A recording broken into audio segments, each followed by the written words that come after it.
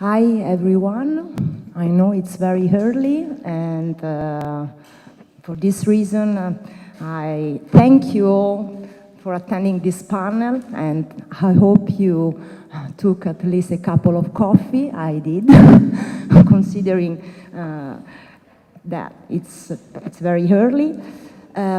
Well, we don't have much time today, so I will try to briefly introduce this panel. Well, I'm very happy to be here and to be the chair of this panel for many reasons, and I'm going to mention just a couple of them, considering the time. Well, first of all, this discussion today I think that perfectly matches with all the theoretical basic assumption of the overall DAIBE project. I'm referring in particular to the need to take vulnerable subjects seriously on one hand, and to analyze the new emerging forms of digital vulnerabilities on the other, even behind the consumer law paradigm and the many images of consumers, just to quote the metaphorical concept by Hans Miklitz. I think that it's a challenging and an opportunity at the same time, because when we talk about vulnerability as a universal aspect of human condition, mentioning Martha Feynman, we are talking about human beings, not just consumer. We are talking about their fundamental and constitutional rights and about the protection of individuals, not only within the market, but within the society. And in this regard, I think that the Italian legal tradition has a long history in terms of humanism, and this perspective, the Italian perspective, combined with the study abroad on digital vulnerability and vulnerable subject, has a great potential to be considered. There is another reason I want to. So, I think that this panel is a switching point during this conference, because yesterday we talked about consumer law, and today we move to individuals, human beings as vulnerable subject more in general. Because in the digital era, the truth is that everyone is vulnerable. There is another reason that I think is at the base of this discussion today, because I think that the various presentations will enable us to disarm the conventional wisdom arising from many traditional legal discourses, in particular the big divide between private law on one hand and public law on the other. Because everyone knows that the separation between public and private law has different reasons and futures, and it's a kind of time and context-sensitive issue. But it's also true, according to Pashukanis, that the duality of private law and public law is a core characteristic of law in capitalist system, and this kind of distinction keep on being considered by many, at least some neoliberal approaches already existing at European level. Actually, I really think that it's not easy to deal with digital vulnerability and to find normative and operational definition of that challenging concept if we do not abandon this conventional wisdom. At the same time, the panel might open the door to the grammar of human rights and the tension with the European private law. We know that human rights are powerful legal dispositive, but they always have a dark side, because, even human rights can be more or less market-friendly human rights. Well, I think I spoke too much, and we can start our discussion. I briefly present our first speaker, Giovanni Di Gregorio, who is an outstanding scholar, despite his very young age.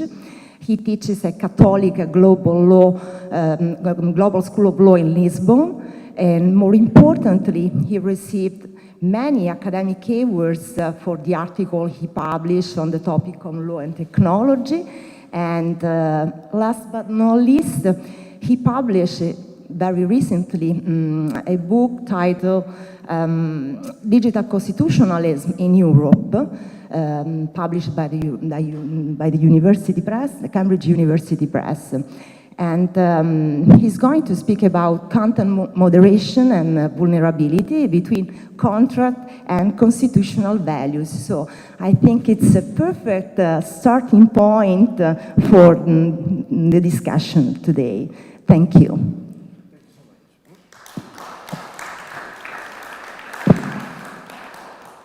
So thank you so much, and of course, good morning, everyone. Hope you are not still asleep, let's say, you know. And I mean, of course, let me say that it's a pleasure to be here with all of you, of course, to talk about this topic that, as you have seen also, you saw yesterday, it's been quite relevant, has been really, really dominating increasingly the debate about, in general, the digital age and what actually, in terms also not only, you know, digital law, but generally speaking also digital policy, because the European Union is asking a lot of questions about how this question of vulnerability is spreading, not only when we focus, for example, on consumer law, not only when we focus on other areas like discrimination, but increasingly many areas concerning other areas of law, or generally speaking, other horizontal framework, like the case of content moderation, like could be just an example. Think about this as a case study that actually tell us a story about how probably, and I was talking with Giancarlo about that in these days,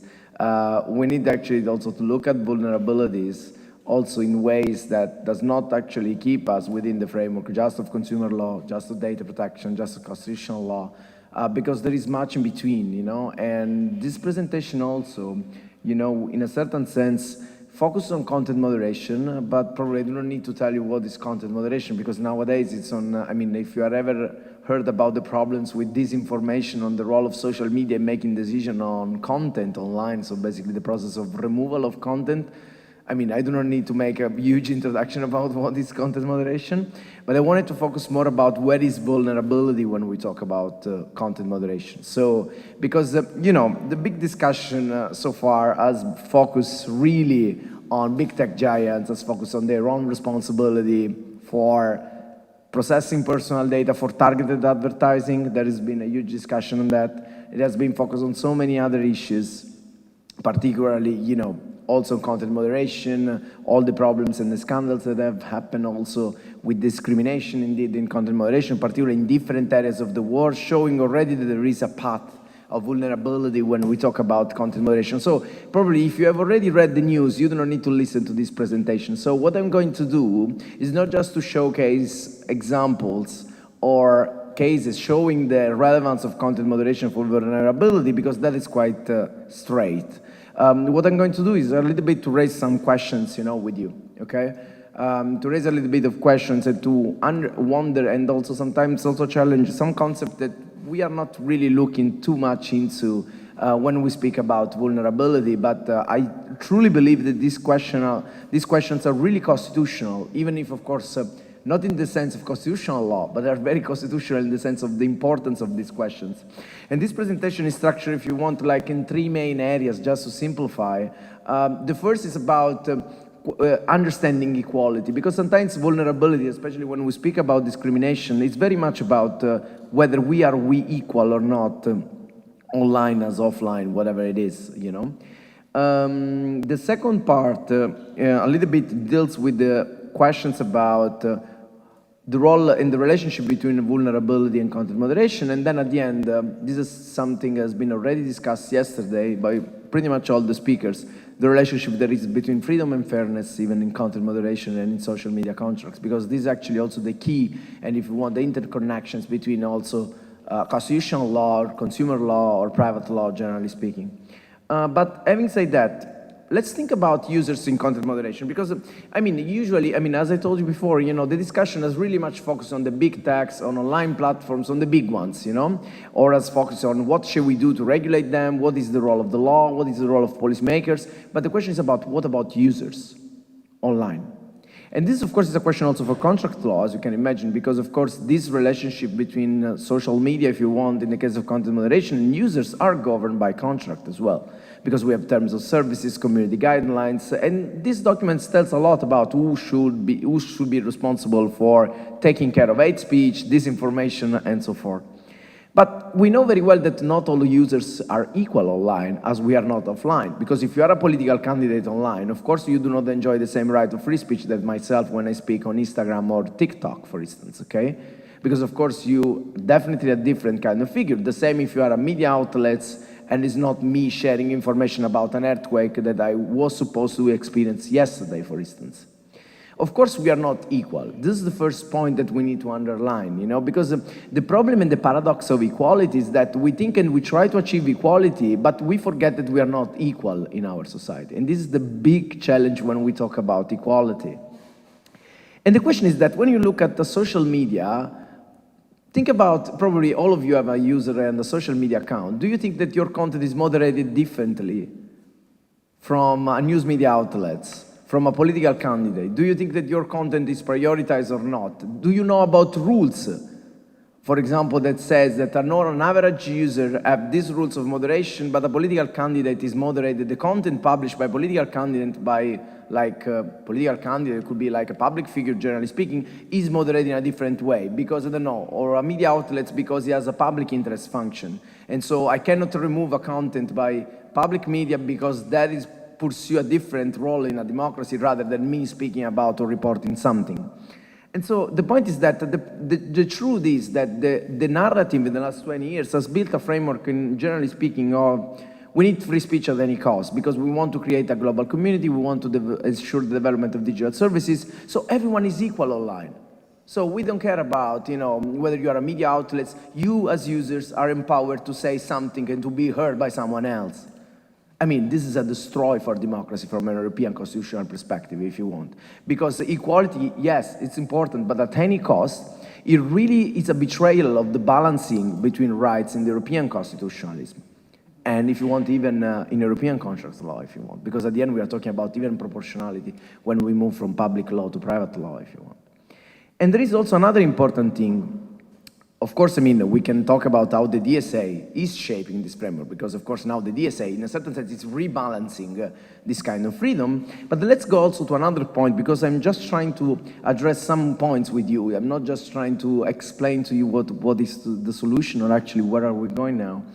But there is also another important point. It is not just about social media setting standards and making decisions on what should be online or offline. That's quite clear. We know that well. We've seen with the case of Donald Trump, we've seen with so many cases. With our cases, there are a lot of users that are banned or shadow banned or demonetized, demoted every day. So it's not this is not definitely a news. The thing that I'm more concerned is about also the role of AI in content moderation, and the problem with AI, of course, in shaping and clustering users, and so defining vulnerabilities. Because at the end, when I speak or when you speak online, the decision on your content, whether your content goes on top or not, and depending who you are, whether you are a vulnerable user or not, and then we'll go to that point, is not defined by the social media, and the contract said probably this minority is protected according to my terms of services, but it's defined by an AI system recognizing that that content can come from a minority. And if you read the news, probably AI is not very good at that. And so we go back to a framework where AI cannot really distinguish and treats basically everyone as equal, or basically to standards that are not very opaque or easy to explain, even for social media. So at the end, what is the problem? Is that we are in a framework of private governance when we talk about content moderation. And even if we think about consumer law, the question of vulnerabilities by the law, at the end, who is shaping vulnerability in social media context is the social media. And sometimes it's not even the social media, it's a technology telling you which cluster you belong to. First point, when we talk about vulnerability. And this leads us to another important point, that we are at the intersection. Of course, it's easy to say, oh, we are in front of a vulnerability when we have a minor exposed to hate speech online. Fair enough. Same when we have censor minorities in illiberal regimes. Yes, this makes the news. Sure. But what happens when a famous influencer, you know, is subject to an account blocking, for instance? And think about that the influencer, of course, is just raising his family, for instance, or is actually covering his monthly income just with the revenues coming from YouTube, for instance, or whatever other social media. Which kind of remedies even this powerful influencer with tons of users can rely on in relation to a decision that comes from the top? Because this is not a minor, probably is not a consumer, is a vulnerable subject. Question for you, we'll have time to talk about. But the same is for a political figure. You know, we've seen that with Donald Trump as well. If someone is actually removed from a social media discretionarily, is a vulnerable end subject. I mean, I know that these are provocations, but the problem is, at least from a constitutional perspective, that every time you're subject to a form of decision-making without remedies, you are actually in a status of subjectionis. You basically are exposed to the exercise of a power, no matter whether it's a quasi-public power or whether it's a form of predominance. And this is very important when we talk about vulnerability, because one of the framework, even in consumer law, when we talk about vulnerability, is because we are aware and we recognize the imbalance between who is small and who is big. Who actually makes the decision of which products are on a supermarket you will buy, and you that you cannot take other than just select which product is best for you. Pretty much is the same. Yeah, you can choose the platform, but the product that you can find in the platform is very much shaped by the supply chain of content moderation, if you want. And this really, really, you know, should ring you a bell in terms of saying, you know, maybe the question of vulnerability is not just about when it's, when we focus on data protection and we think a data subject, and Jean-Claude will talk about that as well. I mean, we'll touch that. But it's not just about when we deal with the consumer law and the consumer is vulnerable. So the vulnerability is not something that is just codified. So that is quite important to underline. It's a position that we cover as users when we are citizens, we are data subjects, we are users, and we are so many other things that the law decides that we are. And so if we are exposed to different protection in this case, the case of content moderation shows you a very big portion of imbalance. And this is why I believe that there are different frameworks and layers of vulnerabilities when we address content moderation. They do not just concern the minor or the minority, but concern also users that have no remedies. Even, of course, if these decisions impact on their fundamental rights. And this is the connection with constitutional law, if you want. And last point, because I don't want to talk too much. Let's try also to focus on these 3 points. There are 3 questions. First point, if you focus just on private law, on contract law, the question is, this kind of lack of fairness, because we are talking about fairness, because there are users that are treated some way and users that can be treated a different way, can be solved just using instruments of contract law. These are questions also for the debate, if you want, later. I mean, recently we worked together, I mean, some years ago, we worked together for a paper on social media contracts as network contracts, to underline also as contract law can have some remedies in order to, in a certain sense, respect the expectation of different users. Just to explain in one sentence, if you are a user of social media and you are on social media, you know that, of course, the social media commits also to fight hate speech and to keep actually the space quite clean, okay? But what happens whether a social media fail to address a big case of hate speech spread by other user, by another group of users? Do you have an expectation, a contractual expectation to say, oh, you promised me that this space should be safe, should be clean from hate speech? Did you breach your contractual expectation? The social media tells you, oh, this is my vertical relationship with you. It's a contractual relationship. I don't care what's happening in my other contractual relationship with other users. Can we think about an horizontal framework in contract law?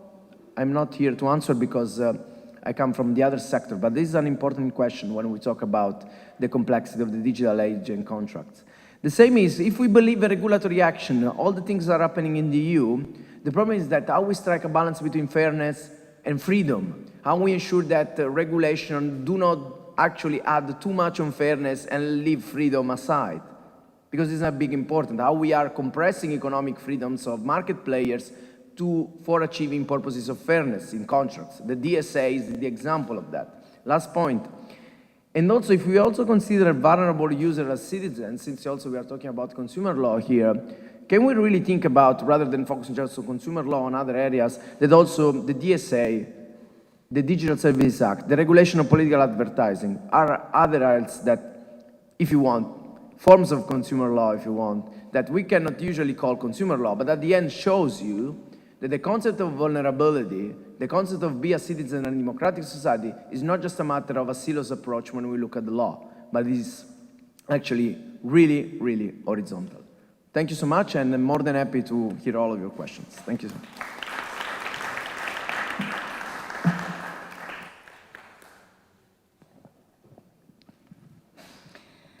Thank you for such inspiring first talk, and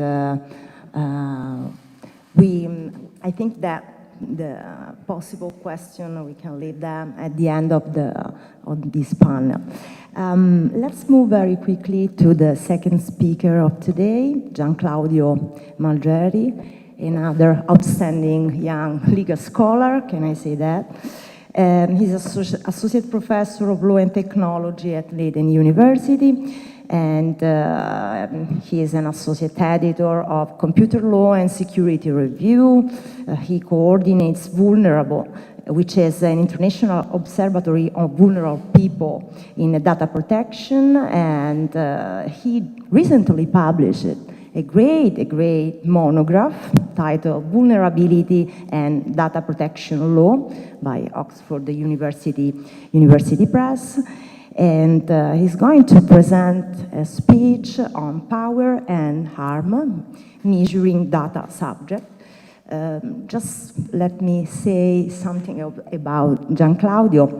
When I very quickly read the abstract, the summary of his recent book, I thought, okay, he's perfectly in line with what we wanted to do at the origin of our project, because the starting point of our reasoning when we tried to write this project was, the research question was exactly that, how we can match traditional vulnerable subjects and the American, literature, philosophical literature on that topic, with the need of digital era and European private law in terms of remedies, rights, and power, considering the, inner nature, dangerous nature of technologies. Because yesterday, Teresa talked about the empowerment nature of technology. But if we know that technology is something unpredictable, we don't know if it can be an empowerment tool or instead something that can be dangerous for each of us. So thank you, Gianclaudio. I give you the floor to you, and thank you again. Thank you. Thank you so much, Camilla, for such a nice introduction. And thank you to Alberto for organizing this conference, for all organizers. I'm very happy to address this topic, because this topic has been like my topic of research in the last 5 years. So you cannot imagine how excited I am to see that around this topic, a whole project has been created, a whole 2 days conference in Italy. For me, this is something like really, and so I really want to learn what the project will be doing in the next years, because I think this was a missing link, as Giovanni was mentioning, a missing link between consumer vulnerability that has its own tradition and other parts of the law where vulnerability is still very important. And actually, if we see, for example, how the notion of vulnerability has been arisen during the years, it was made of exceptions. It started as an exception of the law of equals in contract law, and then you recognize power imbalance, and so consumer law, and then you recognize that there is even more, and then fundamental rights impact on platforms, digital constitutionalism, and so on.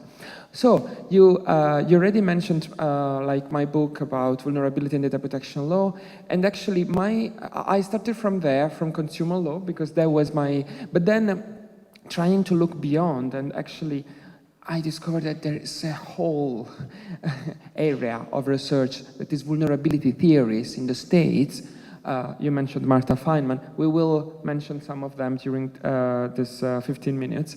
And you mentioned also Vulnera. Thank you for that. So because I think it's useful, this exchange. 2 years ago, 1.5 years ago, no, actually 2 years ago, we launched a platform for vulnerability in data protection law.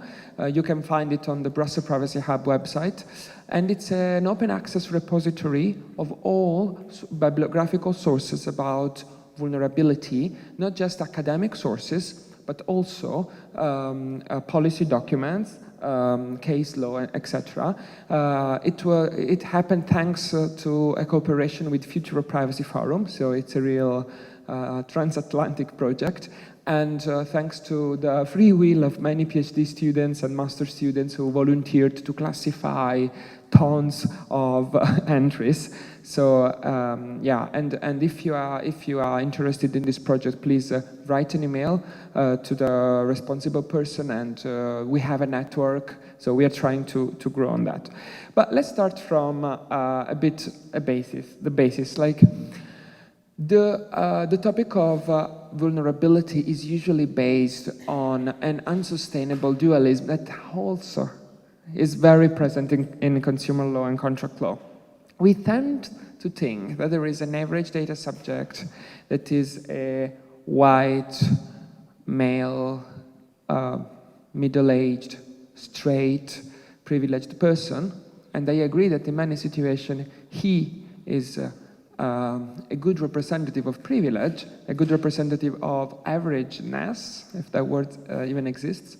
On the other hand, we imagine that there is one kind of vulnerable person, and I think this is a bit the seduction of definitions that we have in academia, in particular in some academia, in some parts, like I speak about Italy because I'm Italian, but also I think in Germany, there is this great idea of defining, and here definitions are so problematic. So we usually think the vulnerable data subject is a racialized minority or someone with cognitive issues or with disabilities, etc. So I think I would like to provoke a bit, like I would like to disrupt this dualism. First of all, saying that there are layers. It's not white and black. It's many layers of vulnerability. First of all, saying that there are many situations where vulnerability can happen. Still, I've not yet defined vulnerability. So I'm using this word now without any definition because I'm basing this on your intuition of the word, but then I will try also to tell how I tried to reach for a definition. But this is even very, very flawed. This is not true in principle, because actually that we have a spectrum of data subjects vulnerabilities. So the fact that the old black disabled lady should be always on the red part of the spectrum is not true in many cases. Let's consider just 2 examples. For example, Instagram policies, attentiveness to and understanding of Instagram privacy policies. I think that the young person might feel much more compelled to be on social media. He might feel social pressure, FOMO, fear of missing out, network effect. And so he would accept privacy policy terms very easily without many problems. He is more vulnerable in his freedom of consent rather than another person, in this case, the elderly. Or the example of manipulative behavioral unfair practices that are, for example, based on sexually suggestive ads. We can imagine that what is an average consumer in general is much more vulnerable in that case, so much more in the red part of the spectrum. So just to say that we have a spectrum of data subject vulnerabilities. Camilla was mentioning vulnerability theories. I would like just to one pill on that because I think it's useful here. So the first recognitions, the first declarations on vulnerability were very particular, were coming from research ethics, from bioethics. And the idea was that some persons are vulnerable. So it's like to say, you know, in this room, 4 people are vulnerable, and then I start to consider them for their characteristics. The problem of this approach, that I think it's an approach that we all agree it's our intuition. When we say vulnerable people, we imagine a group, we imagine a static category, right? And just an anecdote, the title of my book at the beginning had to be Vulnerable People and Data Protection Law. And then a few months before the publication, I said, no, this is too ambiguous. Also because I received some feedback, etc., that if we start from vulnerable people as a group, as a static group, and not as vulnerability as an additional condition to humanity in some situation and some context, we could be, going in a wrong direction. So the problem here is, okay, there is one problem of label and stigmatization if we point the particularistic people, but there are also other problems. The problem is that we don't consider the power dynamic in a specific context. So the reaction that came from gender studies, and Camilla was mentioning Marta Feynman, but there are other scholars that followed her work, is universalism. Every human being is vulnerable, and this is based on the inevitable inequality of resilience. So the opposite of vulnerability is not average, is resilient. So we are all exposed to risk, and we are all exposed to our inherent vulnerability, because as we are animals and humans, we need social structure. Apart from Robinson Crusoe, that at the end didn't do a very happy ending, but we need social structures. We need situations where our fundamental rights are enabled. So I think that if we take this approach, we can overcome many of the problems that we mentioned so far. But I could have just written a sentence in my book: everyone is vulnerable, finished. No research was needed, right? I mean, what I want to say is that how can we operationalize if everyone is considered vulnerable, and if we help everyone in the same way, how we make sense of this notion of vulnerability? So the challenge was how to combine these two tensions and cope with these two issues. And so the solution might come, and yesterday there was Luna was mentioned, and I'm also mentioning Luna. So Florencia Luna is a bioethicist that tried to combine the two approaches, saying, well, we need vulnerability, layered vulnerability. So we all share a minimum layer of vulnerability, and then we consider specific context of power where vulnerability is relevant. And this is the power circle that I would like to analyze with you. I think already Giovanni was mentioning this dependency on, for example, Instagram, etc. So just trying to classify the concept of dependency and contextual vulnerability, for example, in the digital sector. So what is vulnerability of a person A? What is the trigger of that vulnerability? First of all, we said that humanity is inherent dependent because humanity has needs. We can call these needs human capabilities, looking at Martha Nussbaum, or we can call them fundamental rights, because I think there's a perfect match between needs, capabilities, and fundamental rights. And of course, fundamental rights, this is another discussion, but are filtered by a political view during the years, but there is kind of overlapping. So vulnerability is triggered by, for example, my need, and I'll make an example. I want to be on social media because I have a need for sociality. This is not something like, that I just can avoid. This is part of my fundamental right to freedom of expression, freedom of association, freedom of participation, freedom of speech, right? So what is the problem? The problem is that usually my freedom of speech, the satisfaction of my fundamental rights, was possible through public structures. The state, the square, elections, events, street events, Now, everything happens on proprietary platforms. So the problem here is that if I have a need, and this need is satisfied by someone that is in a position of quasi-exclusivity. Someone is missing at this table, competition law. Competition law is a power the analysis of power concentration in a way, well, from an economic point of view, but then German Bundeskartellamt showed us that it's possible to go beyond that approach. So basically, if we have few entities that enable my fundamental rights, we are in a strong position of dependency and power imbalance, and so possibility to harm. These concepts are all related. Vulnerability, in its etymology, means more possibility to be wounded, to be harmed, vulnerabilis. And so, in this case, it's really, in my view, being harmed in what? In fundamental rights, also for consumers. Consumers have fundamental rights. Consumer law is based also on fundamental rights.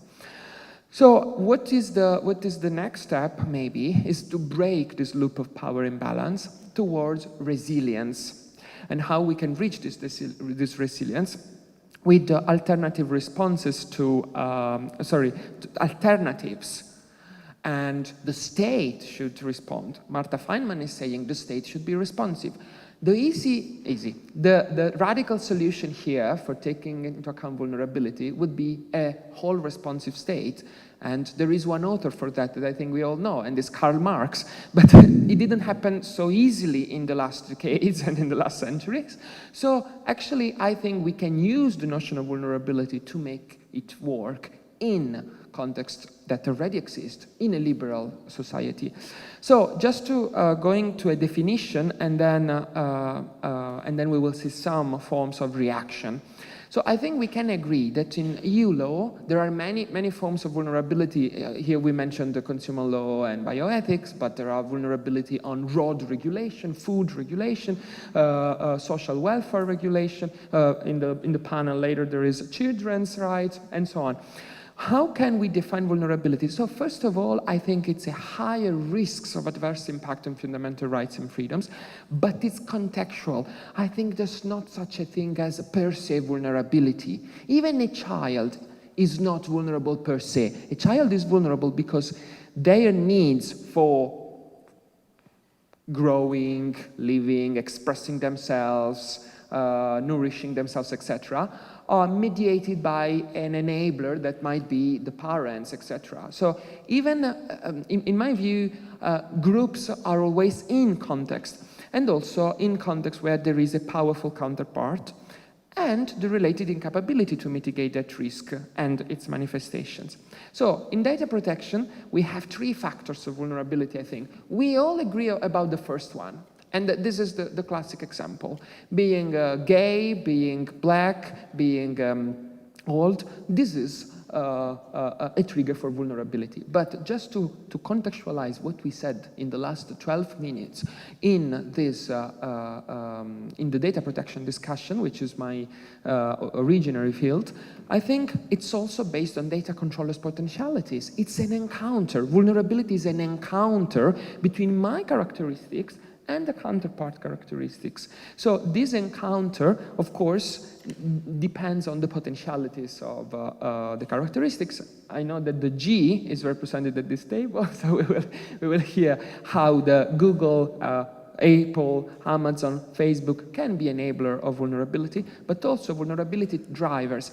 It's not just an encounter per se, it's also malicious or structural conditions that multiply this. Just to make some easy example, being gay and being on Facebook is not enough to make me vulnerable. But being gay and being on Facebook in an homophobic society that still stigmatizes for gay people, that is vulnerability. So you see the three components: context, and then my characteristics and potentialities. Okay, and so Camilla already mentioned that there are, and also yesterday there was a lot of this mentioning, whether technologies just perpetuate existing vulnerability or they create new vulnerabilities. I think the data protection is a good example for that. So we have some vulnerabilities inherent in data protection and data processing. For example, my incapability to say no to a request of consent from Facebook or from my employer. There will be the discussion about employer also yesterday, maybe, and I think this is one point. So my incapability of exercising my data rights or my consumer rights. This is processing-based vulnerability during the data processing. But then data processing can multiply existing vulnerabilities. And this is effect-based vulnerability, vulnerability to discrimination based on data processing. Well, discrimination is already there, but now it's multiplied, and so on. Okay, so just to conclude, I think that, this is just an example of an explanation of how the two elements are connected. So the characteristics, the potentialities, and the drivers can have different impact on different fundamental rights, either privacy or data protection, and the example of children, the example of elderly people that might be unable to understand what's happening to their data. But then there is the other part of the moon, the other fundamental rights that are in a power imbalance situation. And children are always an example because they're all vulnerable. They're also vulnerable to manipulation and so on. Okay, so just to conclude, I think even though we are all vulnerable, there is a sense, there is a meaning. It's important to put a threshold and say, from this moment, the law should react. This is what I was trying to say also yesterday in an intervention. So even the Unfair Commercial Practices Directive, or Article 5, mentioned particularly vulnerable. So it's not saying that we cannot talk about vulnerability apart from Article 5. No, Article 5 is looking at particularly vulnerable for credulity, age, etc. But then vulnerability can be also less than particularly, so less than in that case, and it matters. The AI Act, we don't have time, I have to close, but the AI Act has many provisions on vulnerabilities. And thanks to the fact that European Parliament is very looking at academia, and we have an Italian co-rapporteur that helped the discussion in this, but Article 7 is defining vulnerability as an imbalance of age, power, knowledge, hierarchical situation. This is great. The first time that the law is having a big approach. Let's hope that it will survive the trialogue. I will skip all this part, but I will leave the slide in case needed. Just to say that usually, 1 minute, so I can do like a very rapid slideshow. So just to say that there are, if we try to solve the problem with consent and contest, there are many, many limits, and we know. So this is not a solution, because just to mention one example, the CNIL, the French Data Protection Authority, made this study last year saying that just few people contest this data processing, and these few people are male, rich, with a master's degree, etc. So actually, if we think that we can solve the problem with consent, no, consent is just for the privileged one. So maybe a message for next conference, for next step, is let's focus on participatory design and value-sensitive design. So let's include vulnerable people in the process of designing, in the process of decision-making, and let's try how participatory data governance can be profited. The Data Governance Act has data cooperatives, the DPIA asks for data subjects' views, so let's see how this can work. Thank you very much.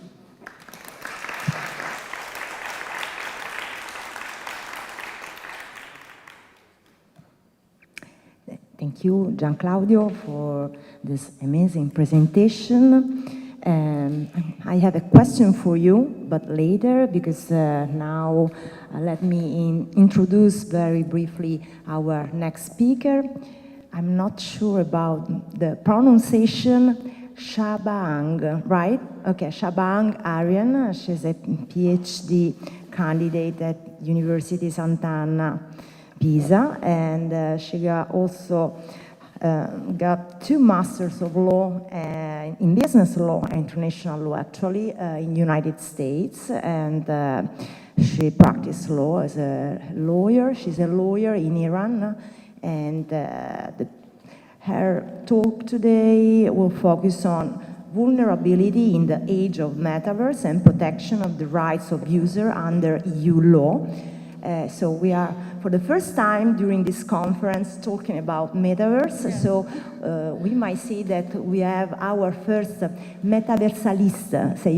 Ça, c'est une expression française. It's a French expression to, qualify in some way all scholars from a different fields and social science perspective, who focus their studies and research on metaverse. So we might say that we have our first metaversalist today. Thank you. Thank you very much for your kind introduction. Thank you for Professor Franceschi for kind invitation. I would say that my research is not actually related to metaverse. I did research on socially assisted robotics. Oh, okay. Yeah, maybe, yes.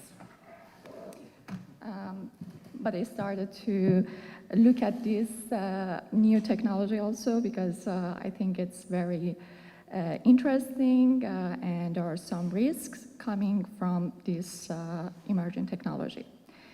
So first, hello everyone. As she introduced me, I recently graduated a PhD in law from University of Santa Ana in Pisa. And today I will discuss about the new frontier of technology, which is metaverse, that in years ahead can transform our online experience. And today I would like to reflect on some legal issues that may arise as a result of this new technology. Like any other technological advancement, the metaverse will add more opportunities to our digital experiences, but also opens the door to new forms of consumer vulnerability. Nevertheless, such emerging technology will have a profound impact on the rights of users, and therefore it's better to be well prepared for it and address the risk of this technology now while metaverse is still in its earliest stages. So maybe it's better to start by answering this question first. Does the metaverse exist? The fact is that the idea of a metaverse is not yet fully clear, and currently the technology is not available on the market. It will probably not exist over a short period of time. However, it should be said that metaverse is not a science fiction concept anymore. The metaverse will be the new generation of digital interaction in coming years or in a decade, and there is no going back. Once it's fully built, this emerging digital space will have a legal impact on rights of users. With all its new technological capabilities, the metaverse can create opportunities for present and future societies, but it can also lead to contradictions, risk, and potential backlash. The lack of the engagement of the risk posed by the metaverse exacerbates the scale of the challenges, vulnerabilities, and abuses. So what is the metaverse? Generally speaking, the metaverse is an online 3D space where people can interact as digital avatars as they would in real life. It's mainly accessed by using a virtual reality headset, such as Apple Provision, a new product that is introduced by Apple company last couple of weeks for a VR and AR experience. And or through a wearable haptic glove that enables natural and realistic user interaction with virtual objects and surfaces. And it can track the user's hand movements and apply forces, textures, thermal cues on his skin. Also, it can be accessible through a tabletop panel that uses ultrasonic waves. Basically, these ultrasound waves map virtual objects that they can see through virtual headsets and translate these into the feeling of touch through the technology called haptic feedback. Matthew Ball, in his book, The Metaverse, refers to metaverse as an immersive shared digital reality which can be explored and modified by users, similarly to reality, and may include virtual worlds, games, social networks, augmented reality services, and other forms of digital content. In this virtual world, instead of typing or tapping, users can communicate and interact with their friends and family by using headsets and wearable or non-wearable sensory device. So as the metaverse evolves, more and more companies will find a space appealing for marketing and selling their products. Therefore, there will be a fundamental shift in the marketing experience in the metaverse. It is also expected that digital advertising techniques and tools will also change.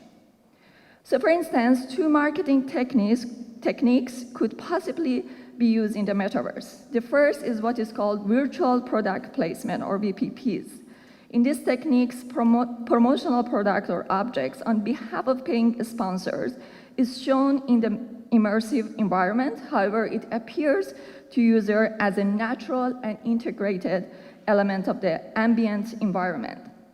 There is another method called virtual spokespeople, or VSPs, in this method, the promotional content is indeed interactive AI-driven avatars that subliminally tries to conceive users to buy a specific product that AI avatars are promoting on behalf of sponsored brands. VSPs target users in two ways. One can be passive observation and the other direct engagement. I'm not talking about direct engagement because it's very obvious, but I will focus on passive observation. The passive method entails placing two simulated spoken avatars near the targeted user while they are engaging in conversation. During the dialogue, the character will mention the sponsored brand and the users are able to overhear the conversation. Users do not know whether these people are ordinary users or virtual characters. So imagine a targeted user walking down a virtual or augmented street filled with avatars. One avatar who is resembling his favorite celebrity approaching him while he has a particular soft drink in his hand. The link on the screen immediately appears, which asks the user to click on the beverage and place the order. Down the road, two avatars are talking about specific features of a new laptop and mentioning the specific brand. The user recently searched for the buying new laptop. These avatars are only shown to the user, but not the others in the same environment. Different prices and products also are offered to different users in the same ambient environment. The user doesn't know which objects are authentic and which are virtual and for advertising. Also, he doesn't know the avatars that he is chatting are authentic users or AI-generated spokespeople. Their facial expression, eye movement, and the eye movement are so realistic and natural. Additionally, the music is playing in the background. The song is playing is from user's favorite singer that he recently played on his playlist. The user cannot distinguish if such features are promotional or non-promotional content. These are the example of nudging and indeed dark, misleading patterns that are designed to effectively steers users' action, distort free will of consumers, and whole behaviors without users' awareness and knowledge. So there is this persuasive business model which encourages designers and developers to use all the tools and interfaces of technology to nudge consumers for maximum profits. As such, the design features and the choice architecture encourage users to follow certain paths or alter people's behavior predictably without forbidding any options or significantly changing their economic incentives. However, such persuasive technique may result in new forms of dark patterns and manipulation in the metaverse. In terms of manipulation, a lot of ways are available for businesses on 3D immersive space to persuade consumers than a traditional online marketing. The nature of metaverse and the technological sensorial accessories combined by it enhance the ability of companies to collect and process more behavioral, demographic, and biometric data of consumers and give them more power and tools to use the most persuasive techniques for each consumer for profiling in a very personalized way. More data, therefore, will exploit the interests and vulnerabilities of the users. Here we can see different dimensions of vulnerability that consumers will face as a result of their interaction in a virtual or augmented reality space. The primary vulnerability of the consumer lies in the fact that the metaverse confuses users, whether they are interacting with AI-driven avatars or authentic users. The second reason is that metaverse platform probably collect detailed profile data about each user. Metaverse technology can collect massive data and metadata of user, particularly the emotional data, facial expression, vocal inflections, etc. The collected data can algorithmically craft personalized advertising for each user and trigger specific thoughts, feelings, or interests in targeted users. Therefore, the massive collection of data used to exploit people's interests and vulnerabilities, particularly for purpose of marketing and targeting ads. Nevertheless, the vulnerability of consumers should not be left unprotected. Laws safeguard consumers' rights in relation to their products and services, and Europe has a very well-formulated and concrete set of laws in place to protect users. For instance, with respect to profiling, GDPR has been already regulated collection of personal information by data controllers. Article 4 GDPR defines profiling as a form of automated processing of personal data using personal data to evaluate their personal aspect relating to a natural person, which that can be include natural person's performance at work, economic situation, health, personal preferences, interests, reliability, behavior, location, or movements. In this context, Recital 71 of GDPR also gives the right to the data subject not to be subject to a decision which may include a measure evaluating personal aspect relating to him or her, which is based solely on automated processing and which produces legal effect concerning him or her, or similarly significantly affects him or her. It must also be mentioned that due to the data-driven nature of metaverse, notion of personal information can be broader in this respect, since it can go beyond what it defines as personal information that is described in Article 4. It can contain some other information, for instance, facial expression, eye movement, avatar movement, or hand gesture that may all be included as personal information if they identify a person. So the question is if the GDPR will include this new set of data to Recital 71. Also, with respect to the protection of the right of the user or data subject, GDPR Article 21, okay, I'll try to finish this. Article 21 gives the right to object on ground relating processing of personal data.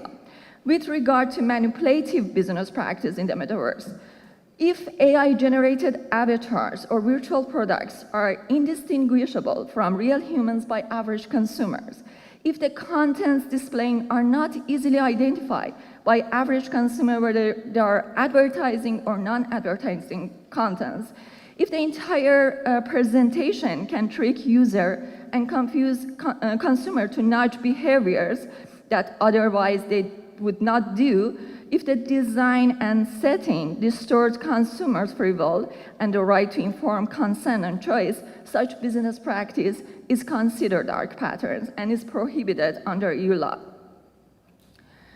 Of course, we have two relevant EU legislation that can perfectly deal with the issue of dark patterns. So when there's this question that where is the line between persuasion and manipulation, we can find some criteria in Recital 67 EU Digital Service Act that bans practice that materially distort or impair either purposefully or in effect the ability of recipients of service to make informed choice. And there is also a test in Article 5B of Unfair Commercial Practice Directive of 2005, which prohibits the commercial practice that materially distort or is likely to materially distort the economic behavior. I'm not going to talk about the average consumer, but here I want to say that Article 2 EU CPD defines the material distort the economic behavior of the consumer as using a commercial practice to impair the consumer's ability to make an informed consent. So the benchmark is first, what is the impact of business practice on average consumers, and also the impact of pattern on the actions of consumers to make a transaction that without such patterns, he wouldn't have made it. So also when we talk about average vulnerable users, we can say children can also be the users of metaverse platform. Children, due to their age and credulity, need special protection in the new digital metaverse space. Children gaming and advertising, 1 minute, okay, should be properly regulated. Augmented reality and virtual reality space can exacerbate the vulnerability of children, and therefore advertising for children on metaverse space must be transparent and clearly identifiable for children to make distinction between advertising and non-advertising content.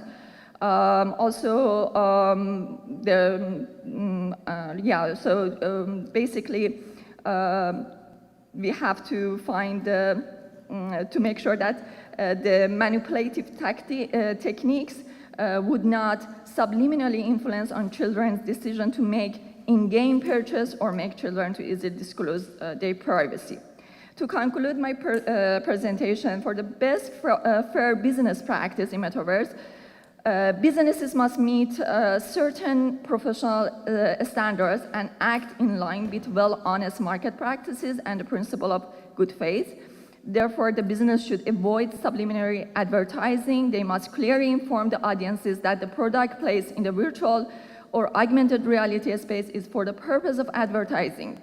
The presentation... Sorry, we just need to... Okay, so maybe I can stop here. Thank you very much for your...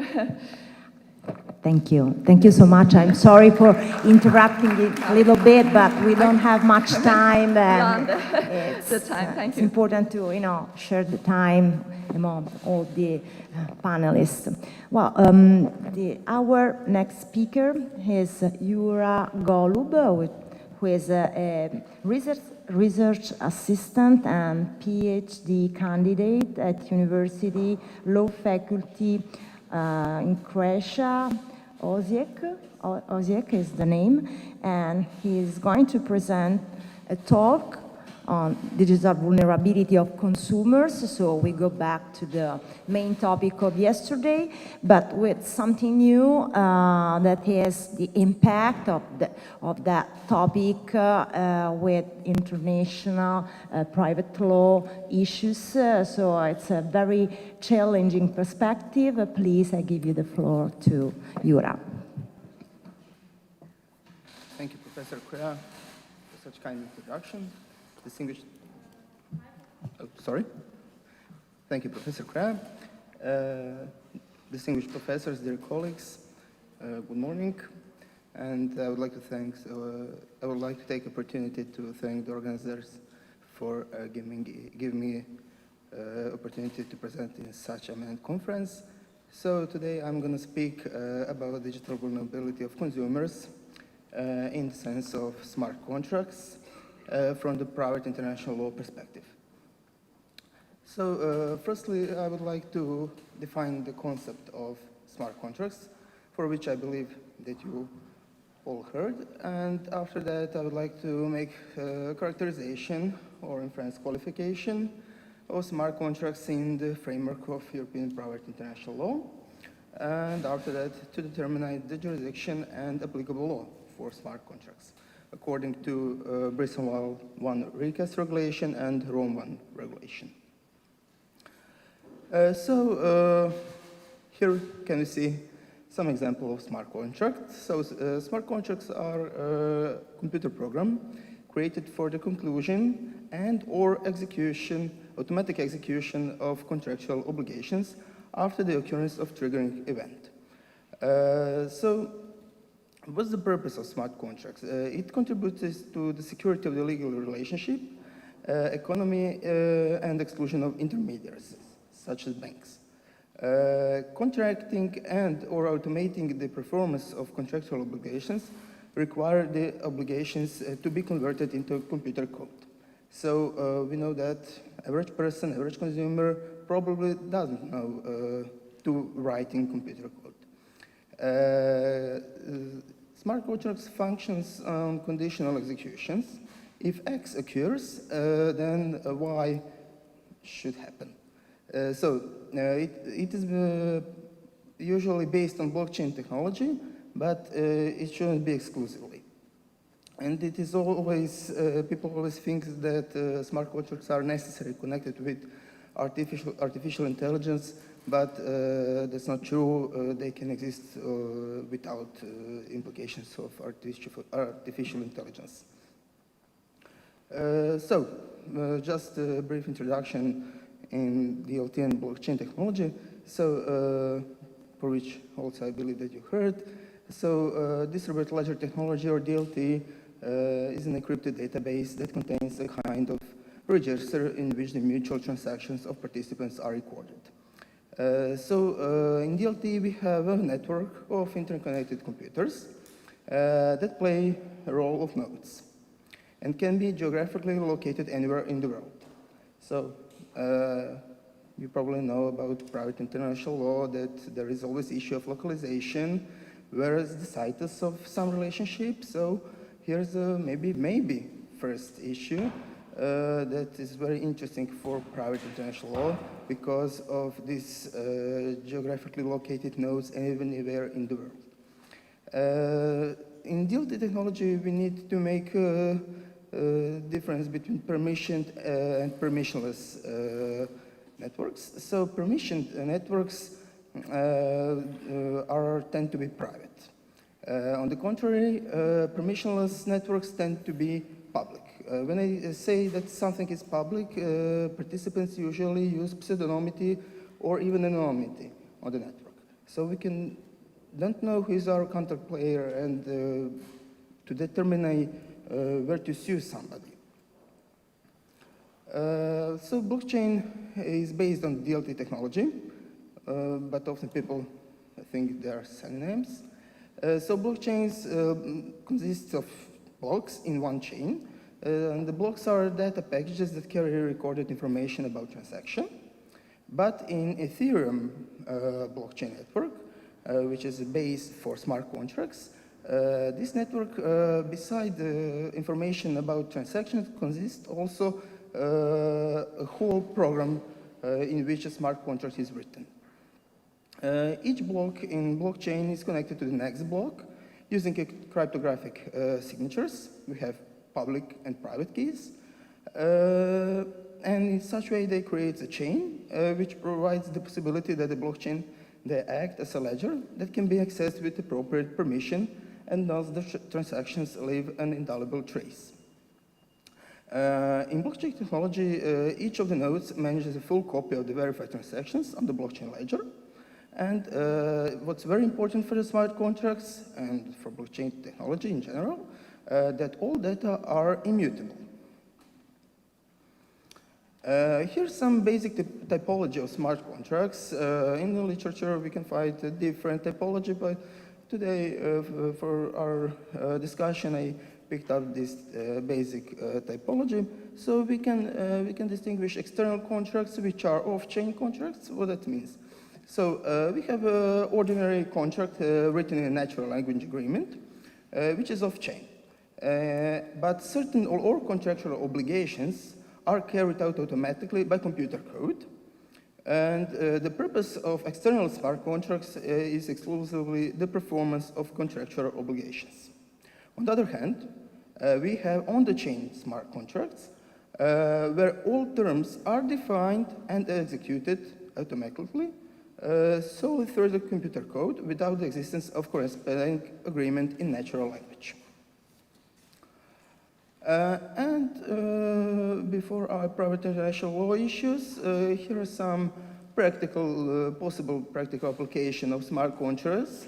So when we have utility services, it can be concluded that termination of access to the utility service in case of non-payment of bills, or for car leasing maybe, if a person don't pay the fee for the car lease, then the use of the car is disabled, then access to digital contact and so on. So here's my research question, and my research question is, does the European Private International Law contribute to reducing the digital vulnerability of consumers in the world of smart contracts? And two objectives arise. So to characterize smart contracts in the framework of European Private International Law and determine the appropriateness of applicable law and jurisdiction rules for smart contracts. In European Private International Law, we have special rules for determining the applicable law and to define the jurisdiction in asymmetric legal relationships. For example, in Rome I regulations, which determine the applicable law for contractual obligations, we have special rules for consumer contracts, individual employment contracts, insurance contracts, carriage contracts, and so on. So the purpose of these rules is, of course, to protect the weaker contracting party.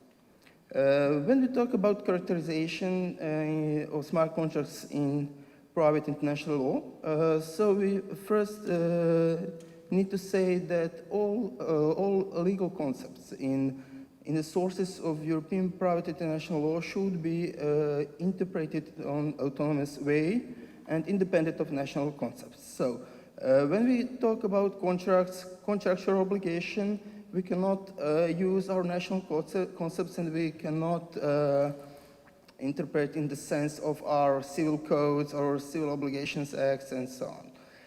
So, according to practice of Court of Justice of the European Union, civil and commercial matters implies a differentiation between matters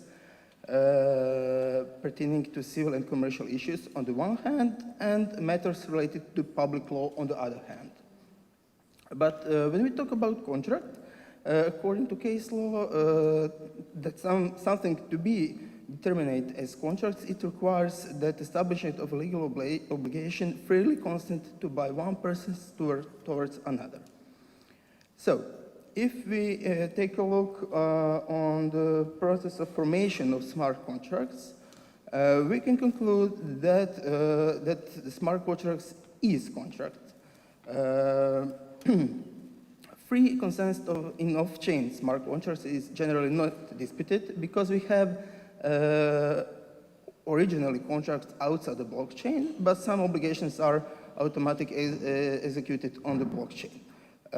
For on-chain contracts, which exist exclusively in code, we can see the process of formation. So we have Ethereum software, some engineer write contracts in programming language, then set up the contracts on the blockchain, which is offer.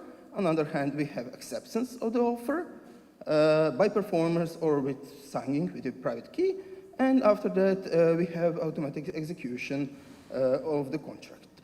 So in case of exclusively on-chain contracts, we of course, we have a contract because we have offer and acceptance. So, as I said, smart contracts are covered by the concepts of contractual obligations. But the concept of the contract in European private international law does not require the validity of the freely consent legal obligation.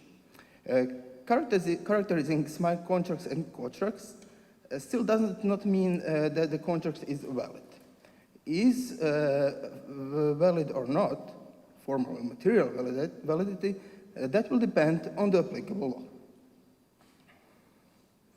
law. Before applicable law and jurisdiction rules, we have some practical issue. It's a problem of the party identification. As I said at the beginning, So public blockchains, participants use pseudonymity or anonymity. So how will we localize this relationship if we don't know who is our contracting partner? Why I say that? Because in private international law, for determination of applicable law, we use habitual residence of consumer as a connecting factor. To establish international jurisdiction, we use domicile of the parties. We have, beside the private international law issue, we have some national procedural issue. I picked up my home jurisdiction, and I picked up also German jurisdiction civil procedures acts. Mandatory contact of the action is inter alia name and domicile or residence of the parties. And if the claim is incompleteness, the court will dismiss the action. So in that case, it doesn't make sense to sue some participants who acts on a public blockchain because he probably is anonymity for us, or he used pseudonymity. So, consumer contracts in private international law, we heard already yesterday that consumer is a natural person who enters into a contract with a professional for purpose that can be regarded as outside of the consumer trade profession, with another person acting in the exercise of his trade or profession. And if the professional pursues his commercial activities in the country where the consumer has his habitual residence, or by any means direct such activities to that country. We can see that by any means is colored with red. I colored that rule because it's technologically neutral, but it's very important for us, for blockchain technology, smart contracts, and this provision has been introduced because of e-commerce. We can see down the Court of Justice case law, which defines that establishment of contact at a distance and the reservation of goods or services at a distance, or a fortiori, the conclusion of a consumer contract at the distance, are indications that the contract is connected with such an activity. So we have the Court of Justice defined direct of activities by any means. Oh. So, jurisdiction rules. Jurisdiction rules are prescribed by Article 18 of Bristol I Recast Regulation. So, consumer may bring proceeding against the professional, so in the case of smart contracts also, either in the court of the member states in which the professional is domiciled, or regardless of the domicile of the professional, in the courts for the place where the consumer is domiciled. Here's also colored regardless of the domicile of the professional. So this gives opportunity to consumer to bring an action before the EU court of the member state, even if professional is domiciled outside the European Union, so third countries, which is very important for smart contracts because it's globally phenomenon. On the other hand, professional may bring proceedings only in the court of the member states in which the consumer is domiciled. Bristol I recast regulation gives also option to the parties to make a prorogation of jurisdiction in consumer disputes, but here are some limitations, but I need to go on. So my question is agreement on prorogation in the form of the on-chain smart contracts. Is that possible? Bristol I recast says that any communication by electronic means which provides a durable record of the agreement shall be equivalent to writing. So, okay, Bristol I is open to new technologies to make a prorogation of jurisdiction in such a way. But of course, in the context of on-chain smart contracts, that's not reasonable that jurisdiction agreement to be made only in the code, because if we look statistic of Eurostat, only 6% of EU individuals have written code in computer language. Of course, to know or to use are not synonyms, but it's a good indicator that writing in code is not something that average consumer knows. I will show case law in the choice of law section. So, applicable law. First, we have subjective applicable law. That's a rule on lex autonomia, connecting factor. So parties can choose the law for their relationship, but this choice may not to have the result of depriving the consumer of the protection afforded to him by provisions that cannot be derogated from by agreement under the objectively applicable law, and the objectively applicable law is the law of the country where the consumer has his habitual residence. So when we compare individual employment contracts rules for applicable law for individual employment contracts, we can make a comparison that in the case of consumer contracts, there is no escape clause. So EU legislator was committed that we need to protect consumers, and there is no necessity for escape clause. Okay, and okay, I will hurry. So, in the case of choice of law, this choice shall be made expressly or clearly demonstrated. In off-chain smart contracts, explicit and tacit choice of law will be possible because the contracts factually exist outside the blockchain. But in on-chain smart contracts, traditional tacit choices indicators might be appropriate. This is because traditional indicators are currency, language, so currency is often Bitcoin or other cryptocurrencies, not fiat currencies. Language is code, so these tacit indicators might be appropriate. So here we have a case law. Okay, thank you. Here we have a case law about choice of law. So, Court of Justice said that pre-formality terms on the choice of the applicable law designated the law of the member state in which the seller or supplier is established is unfair only insofar as it displays certain specific characteristics inherent in its wording or context, which cause a significant imbalance in the rights of and obligations of the parties. So, in particular, the unfairness of such term may result from formulation that does not comply with the requirement of being drafted in plain and intelligible language set out in Article 5 of Directive or unfair terms. Okay. Okay. Thank you, Yura, and we have our last speaker today.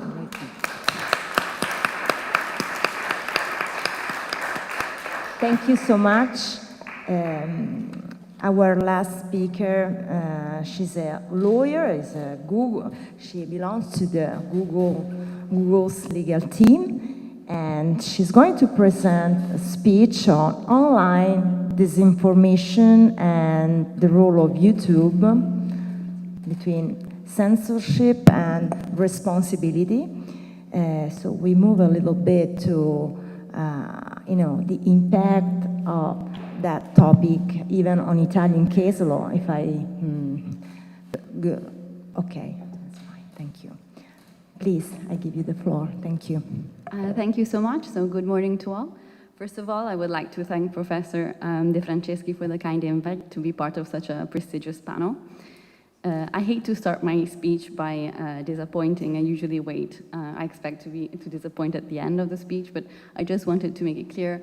I heard that Google is at the table. Google is not at the table, it's just me. Of course, what I will bring to the debate is also what I observed and learned, thanks to my job, right? So what I want to share with you and bring to the table of this interesting debate is something that relates to one of the aspects in which I believe users are most vulnerable, right? And this happens in the space of disinformation. The question I would like to address and discuss with you is whether the measures that we're currently starting to put in place are effective, but most especially if they are sufficiently protecting freedom of expression. And to do this, I will share with you a case law that has emerged, especially in Italy, in the context, indeed, of disinformation during the pandemic. So to start with, allow me to set the scene just with a few words around disinformation. So when we talk about disinformation, we generally understand we're talking about some sort of concept of a lie, right? And generally, lies are much more seductive than real facts, usually because of how they're packaged.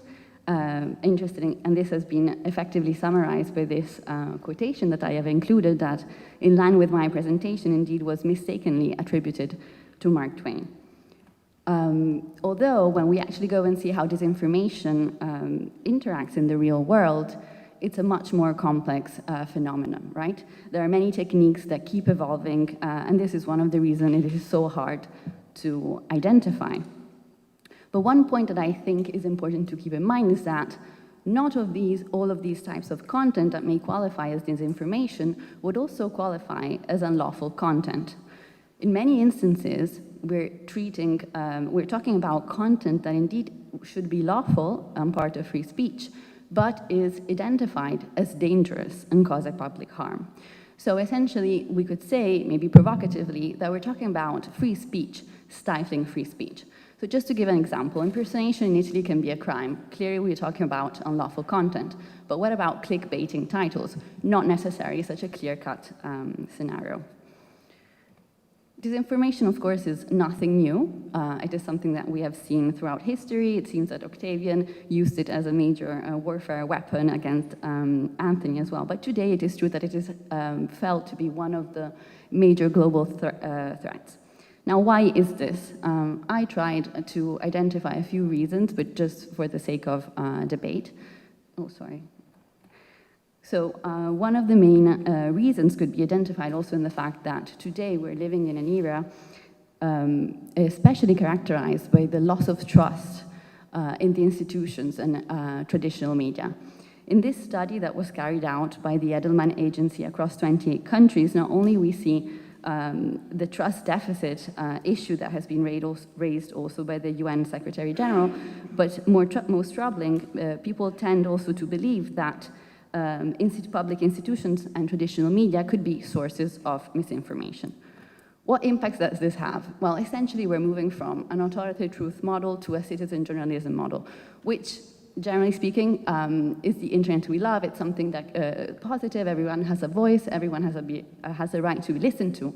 But this becomes a problem when bad actors come into play, and in such a context where there are no points of reference, it is much harder to identify them.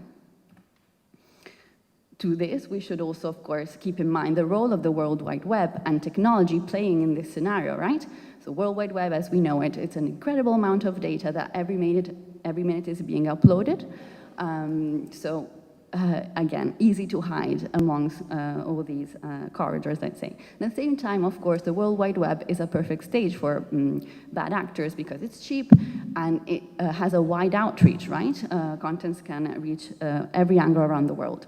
On top of this, technology keeps evolving, which essentially, when bad actors come into play and they may use this technology at their advantage, it may make it even harder to identify fake information, like with deep fakes, right? Creating fake information. At the same time, we should keep in mind that technology may also be the answer to these issues, right? So, for example, as to deep fakes, as the one that you see in the slide, Google is developing tools to help users identify if an image was indeed created artificially.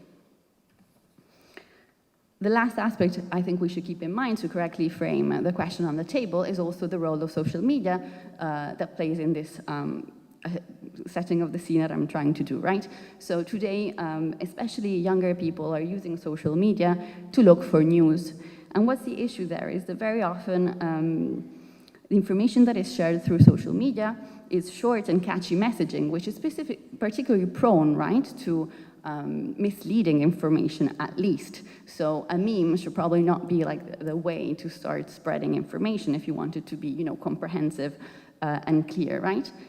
So in this context, also the concept of media literacy is something that is important to keep in mind, but maybe we'll discuss this later. So what are we doing? How are we kind of trying to battle this?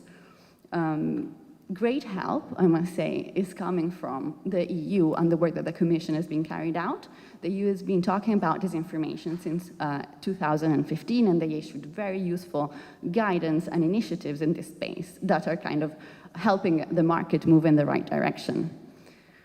The most important piece of guidance is definitely the EU Code of Practice on Disinformation, which is a piece of soft law, as you all know, of course, that was issued in 2018 and then strengthened with the new version 2022. Here we have a clear definition of what is disinformation, which is a key point, starting point. What are we looking for when fighting disinformation? We're looking for information that has been spread and can be said to be verifiably false or misleading, and spread with the intent of an economic gain or to deceive the public. And third element, the one that I think is the most important, because it's where we draw the line between free speech that we want to allow and free speech that is under the lens and scrutiny, is it also has to cause or potential risk for public harm. It has to have an impact in real life, right?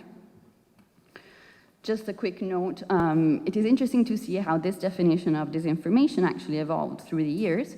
This is the definition provided in the new version of the code. You can see right now that it expanded exponentially, which is very interesting, as it's a clear signal of how this space is continually evolving and how hard it is, therefore, to fight it.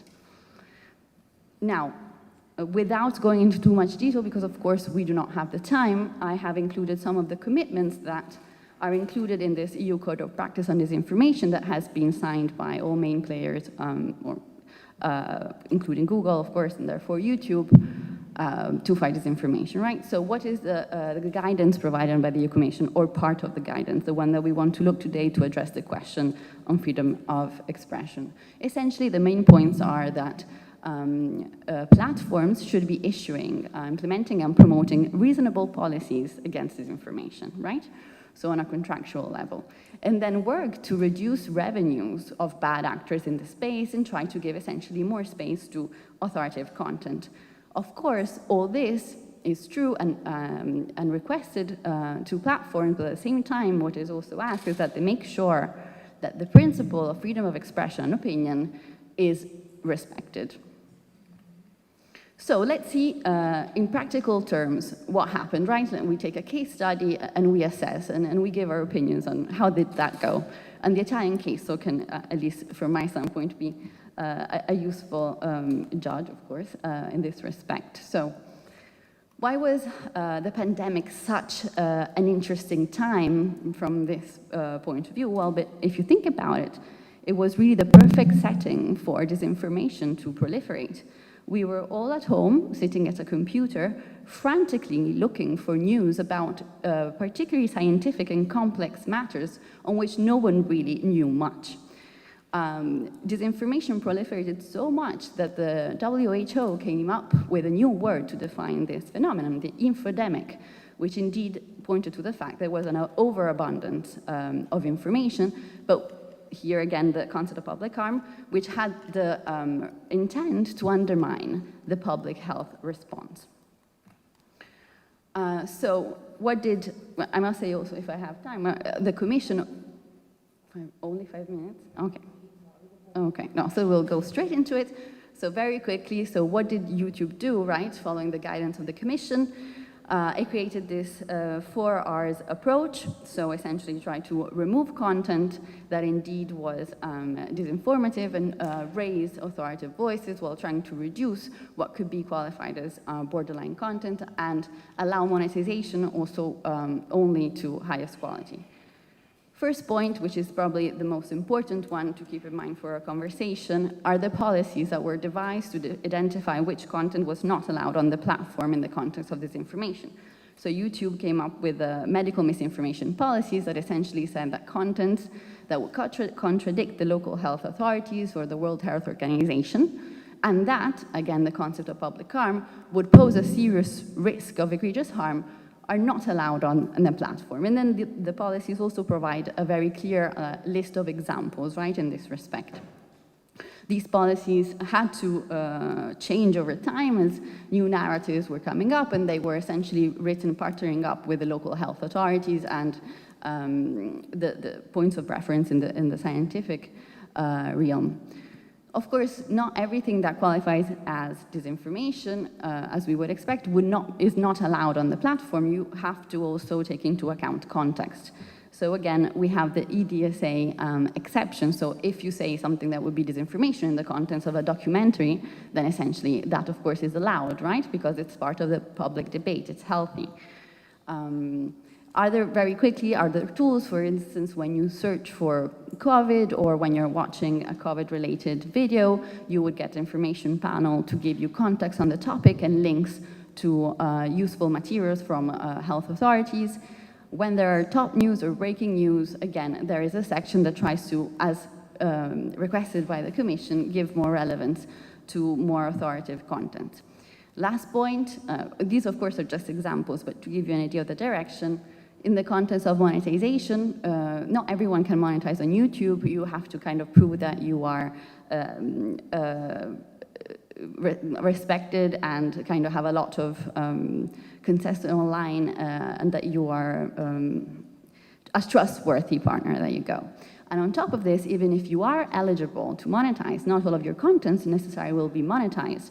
Also in this space, there are policies that establish that you cannot monetize contents that are essentially contrary to what's established by local health authorities in the space of COVID-19.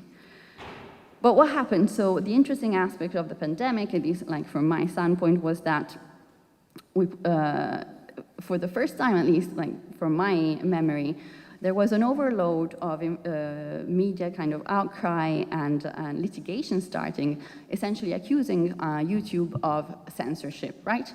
And thanks to these, we went indeed before courts to pose the question, is this censorship? Is there stifling of freedom of speech, or is this something that we want to maintain? So what were the positions that were raised? Contractual breach. If you upload videos on the platform, on like YouTube, you're accepting the community guidelines, which I have described, which means you are breaking the contract if you upload that kind of the kind of content, so not censorship, right? On the other hand, also the fact that you can make the argument that there is a duty to act to find these kind of harmful contents as requested by the Commission and the commitments that were signed by these players. Indeed, all the contents that were enforced, which was either removing the video or demonetizing the video, or in the worst cases, also blocking the whole channel, right, because of repeated violations, were actually sending a message that had been clearly debunked by competent health authorities. Censorship, well, an argument that can be made is that, well, not so much. You can still spread ideas and information through other outlets, online and offline. There are other social media platforms, there is your website, and so on. So let's see what Italian courts have said on these points. Well, on the first point, is it fair for YouTube to establish what content can be indeed hosted on the platform? Essentially, the reply was in the contractual law space. YouTube has the duty and right to provide for these policies.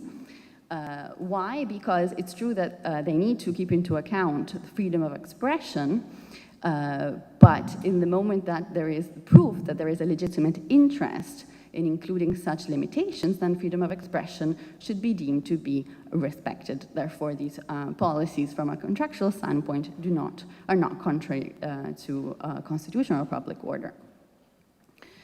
As on demonetization, there was only one case. In summary, it just said that in that space of demonetization, it does not make sense to talk about censorship because, of course, you still can spread your ideas. It's just that you're not allowed to make money. And because this was an urgent proceeding and it has not been proven that the monetization made through YouTube was essential for the survival of this player, then the request was dismissed essentially. And on the last point, as to censorship, the courts tended to agree with the idea that there are other media outlets that allow players that were complaining they had been censored to indeed share their points of view and information outside a platform such as YouTube, despite its how widespread it is. So just to conclude, so I think, at least from my standpoint, of course, it's good news that it seems that we're at least moving in the right direction. We are collecting tools to try and fight this very difficult phenomenon to fight. A few days ago, I was listening to a very interesting podcast by The Guardian that compared disinformation to Hydra, right? The monster with 9 heads, that if you beheaded one would grow back with 2 heads more. Disinformation is probably like this. It's very hard to fight because bad actors keep popping up everywhere. Narratives, which need to be debunked. So fake information narratives are easy to make, but not so easy to identify, keep popping up, right? So it's an evolving issue. But our democratic societies depend on public debates that allow well-informed citizens to make decisions, right? On facts. Without facts, there is no common reality. And without common reality, there may be no constructive dialogue. Thank you.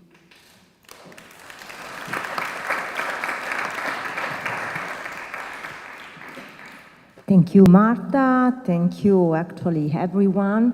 I think that we might open the debate. If should you have any question to our speakers, I think that they would be delighted to reply.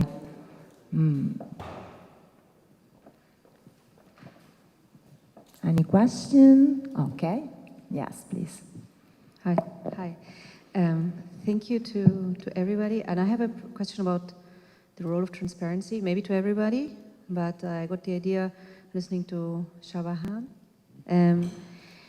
Why do you think that, especially in the context of marketing to children, transparency will do anything? Because we don't consider children fully autonomous. They can't just go on and buy cars because we consider them, with limited autonomy. Why do you think that if we characterize advertisement as such, an 11-year-old will be able to say, right, that's advertisement, they're just trying to sell this to me right now, but not then say, oh, but I want it anyway. Because of course advertisement is emotional, right? It's not, it appeals to our emotion, it doesn't appeal to any rational judgment, whereas transparency is based on this assumption that we can rationally do something with this. So this is my more precise question to you and to everybody on the panel, maybe. Is transparency, why are we still talking about transparency, taking this into account, that thinking of what do we do then with this information? Are we still able to handle this? Because in the end, it's more information. Thank you.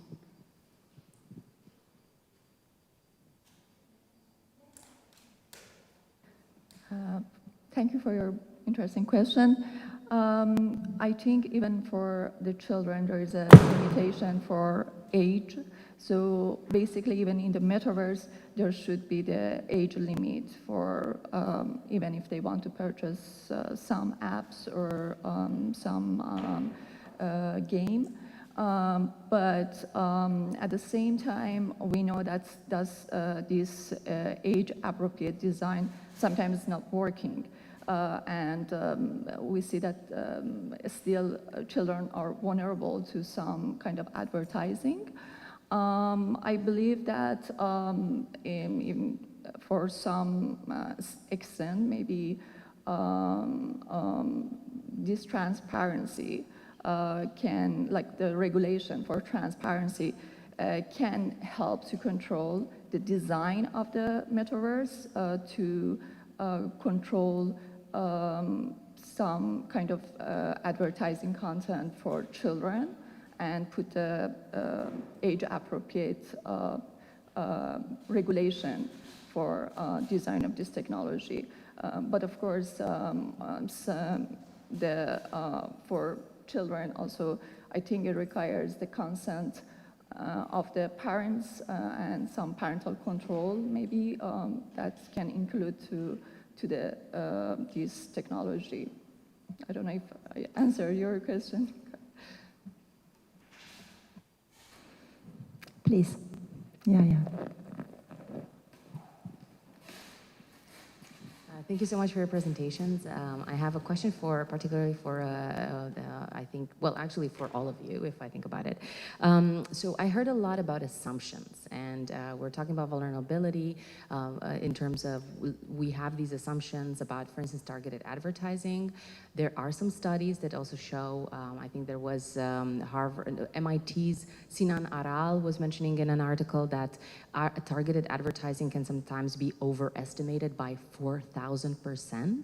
This is a point that Mireille Hildebrand also made quite regularly in terms of, with targeted advertising, we're looking in the wrong place. We see this really secretive industry that has been putting metrics on things that are actually very, very difficult to measure. And that has led to a very, very dubious industry, the targeted advertising industry. Yesterday, I think there was also a professor from MIT who came up with a paper on political micro-targeting, showing that if you're going to do targeting on, for instance, one specific feature of a profile, it's going to have the same results as doing micro-targeting with using more than 4 features. So this industry is incredibly complex, and sometimes I think we just take it for granted. I do that as well. But what if our assumptions are wrong? So what do we do if these assumptions actually need to be a little bit more nuanced? And I think that's the same for the dependency on platforms. So I think that Giovanni made that argument that we're dependent on platforms, for instance, for freedom of expression. In the past 2 years, we had BeReal, Blue Sky Social. There's even another one, another social media platform that is popping up right now. I think a new Twitter from Instagram, which I haven't even gotten the time to remember the name of because there are just so many platforms. So can we really speak about dependency on a market where we don't just have Meta, we don't just have Google, we actually have dozens of platforms that users can engage with more or less freely, with more or less agency, and with more or less privacy. So I would like to perhaps hear your thoughts on that. Thank you. Thank you. Who wants to start to reply? Thank you so much, Catalina, for this input. I think it's very interesting to criticize assumptions and to look at them. So I really like your point. And it gives me the opportunity to have 1 minute on competition law, maybe, because I think your question is very much about alternatives, right? So I think it's correct that there are many other, and I think was also a point that Marta was making about there are other places where you can express your freedom, etc. I think one point that for me, and so I'm curious to hear what Giovanni believes about that, but I think we are on the same page on this. Yes, it's true there are alternatives, of course, but the problem is that when you have a strong network effect, you need to have many users, right? And the FOMO effect that I was mentioning before, the fear of missing out, etc., is something more than just being free to express my view. It's also I want to be part of that group, right? And so I'm wondering whether these alternatives, I think that for specific bubbles, these alternatives are strong, right? I remember that at your workshop in Utrecht, there was the presentation about all the nationalist app, like social media. So for those bubbles, maybe it's interesting. But in terms of market power and market analysis, I think it still makes sense to look at the bigger fish because they have, their compelling, their power, their performative power, their conformative power, I think it's still very, very relevant. For example, just to mention the Bundeskartellamt decision on Facebook, okay, it's 2016. Many things didn't exist at the time, but they were looking at how being like dominant in the market could have an influence also on the eligibility of fairness measures, for example, for data. So I think it's important to look at the other structures, still the dominance on the market, maybe this is a wrong assumption, but the dominance in the market is something that can be still identified in the big fishes, at least in terms of competition law. But of course, this is a topic we should investigate more and look at numbers, and yeah, thank you. And thank you so much for these questions. I mean, the first one, yeah, I mean, it's about political advertising. I mean, even when, you remember in 2011 when Elie Pariser published the book, The Filter Bubble, you know, and there has been a huge discussion whether a filter bubble exists or not. There have been so many articles about experimenting polarization online. There is the famous book by Yochai Benkler about network propaganda, about collecting, and saying, Yochai at the end said, yeah, but it's not that problematic at the end, you know, because there is so much also diverse information. Yeah, that's true. And there are a lot of counter-arguments to say whether we should be so that concerned by political advertising. That's fair to say, you know, absolutely. The point is, you know, that we cannot exclude at the same time that probably we are not really developed the appropriate measure to measure these kind of things. So it's not just about that the measures are inconsistent, but probably we are wrong in measuring that. That could be also another problem, because the only problem is not just about that, studies shows that this is not a big problem, but studies do not show whether the methodology they use is good or bad. That actually makes all the difference, you know? Yeah, I mean, so, we can also see about also, you know, I don't want to use, of course, anecdotes, but I mean, of course, when you go online, you know, even if you are a very, very, very small user, I mean, tell me who of you have never been experienced to hate speech online or to comments that does not really make sense or actually are very, very targeted to you. Now, I mean, even on Twitter, it's increasingly relevant. Even when you read comments, it's plenty of advertising everywhere, you know? So, and even if you scroll, what about the impact? I mean, it's very difficult. This is why also neuromarketing is explaining a lot about what's going on, but it's at the very beginning in terms of giving answer about how users then go and vote. But what I wanted to stress is about, I'm not interested in understanding how political advertising then changes the vote when you go to the bell and you vote. Because voting is not about what democracy is. So democracy is a participatory process. It's not just about, this political advertising has really influenced me and I voted left or right. That's quite naive and straight to say, there has not been any change in the votes, no matter we have experienced more political advertising online. This does not mean anything for democracy, okay? At least in my opinion, because democracy is made of not only of the right to vote and how it is expressed, but it's made of so many steps in between, also people participate in a democracy, that it's even more important. And so we should stop to look at democracy just as a thing, how many votes have gone that way or this way based on political advertising or other measures, because it does not really gives us the picture of democracy, at least from my opinion. And so I believe that also the metrics, we should think about more which kind of metrics, but also what we are looking at, because if you're looking at how people have voted after 5 years, this is not really giving us the sense. In this democracy are always going red and blue with political alternatives every year, especially majoritarian systems. So, second thing about alternatives. Of course, competition law, it's a good way also to look at that.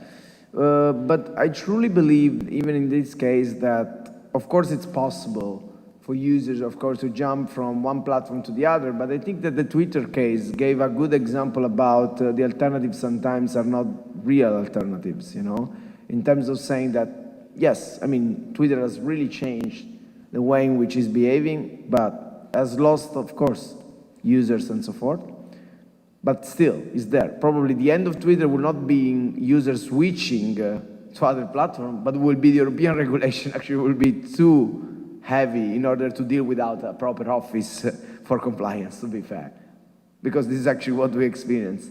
So of course there are alternatives, and we're increasingly seeing new players that want to come to the market and play an incredible role, and we'll see users, of course, that will access these platforms, but still does not change. If the platform is small or big, it does not change how it affects your rights when you are vulnerable. This does not change. So we need to stop and think about the big, the small, because even if the platform is small, but it's affecting your fundamental rights, it's a question for contract law, but it's also a question, there is also how to draw the line, as also many courts in Europe have done, when that is freedom or it's fairness, if you want. That's actually is my view.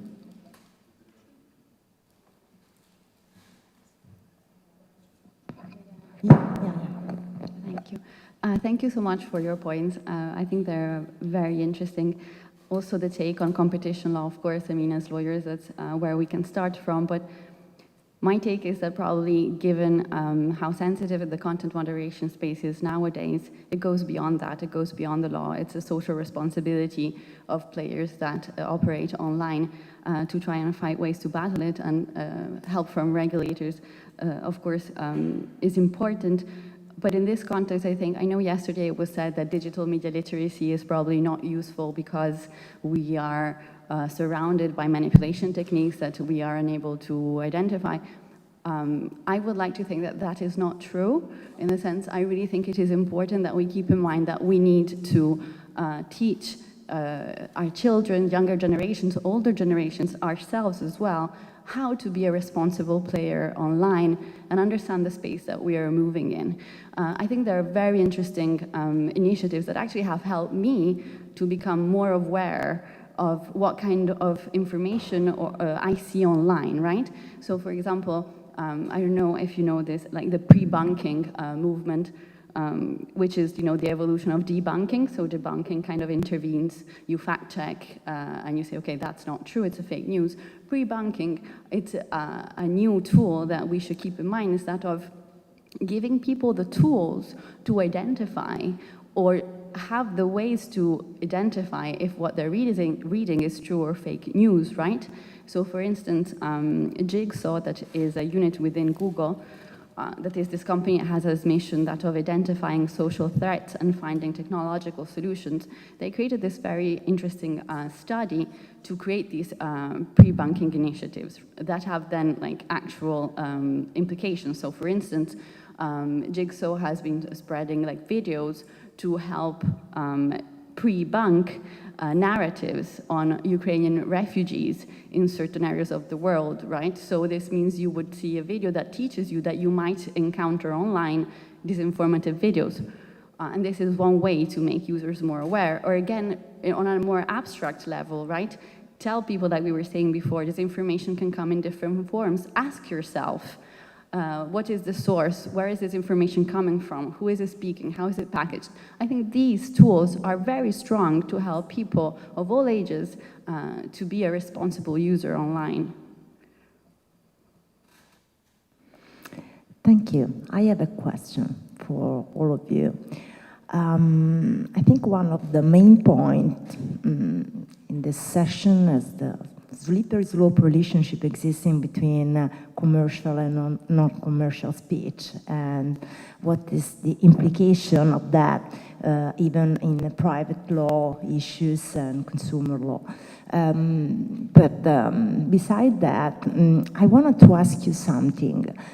Did you consider that old and natural or structural form of vulnerabilities and new emerging vulnerabilities, unpredictable, emerging in the digital era, can be analyzed even from an intersectional perspective? I mean, we are talking about a lot of factors that may increase the level of vulnerability, and the need to measure this kind of emerging new vulnerability. So it might be a possibility to use this kind of methodology in order to matching the multiple layers of vulnerability existing right now. What do you think? Since you're looking at me, I feel that I have to reply first. No, I really like the point on intersectionality. I think that consumer law could learn a lot from this dialogue, because I think these are two different methodologies. Like, discrimination law has done its development into intersectionality. So how multiple dimensions, multiple categories of discrimination could interact each other, not just as an addition, not 1 + 1 is 2, but as a new dimension. So 1 + 1 is A. So just to visualize this. And here I think intersectionality could help also when we have to analyze vulnerable consumers, because actually you see how characteristics have their own role in that. But if I can say, what we need to do is still a lot, because there are some problems here. Intersectionality is perfectly in line with the layer theory and with, but how do we define categories? This is a problem. So how we analyze the layers, this is still need to be understood. For example, what is a group? If we call about group fairness, and we say intersectionality is when more groups interact, but how we define a group? There is a traditional definition of group in primary law, like categories for non-discrimination, and then in secondary law. But this is not enough, right?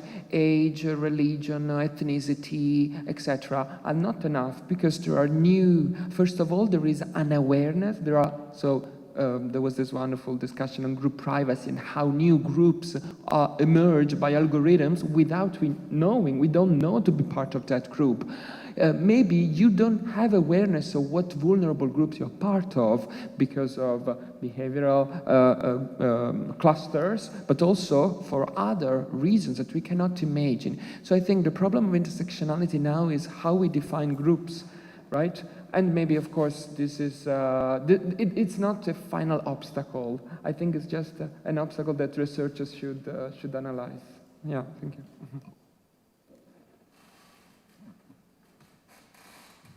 Do you want to say something? No? Okay, I think we can go to take a great coffee, maybe the second one of this morning. Thank you to everyone, to all the person who are here and decide to attend this panel, and to our great speakers that made this discussion very inspiring and opened the door to many other challenging questions and research. Thank you all.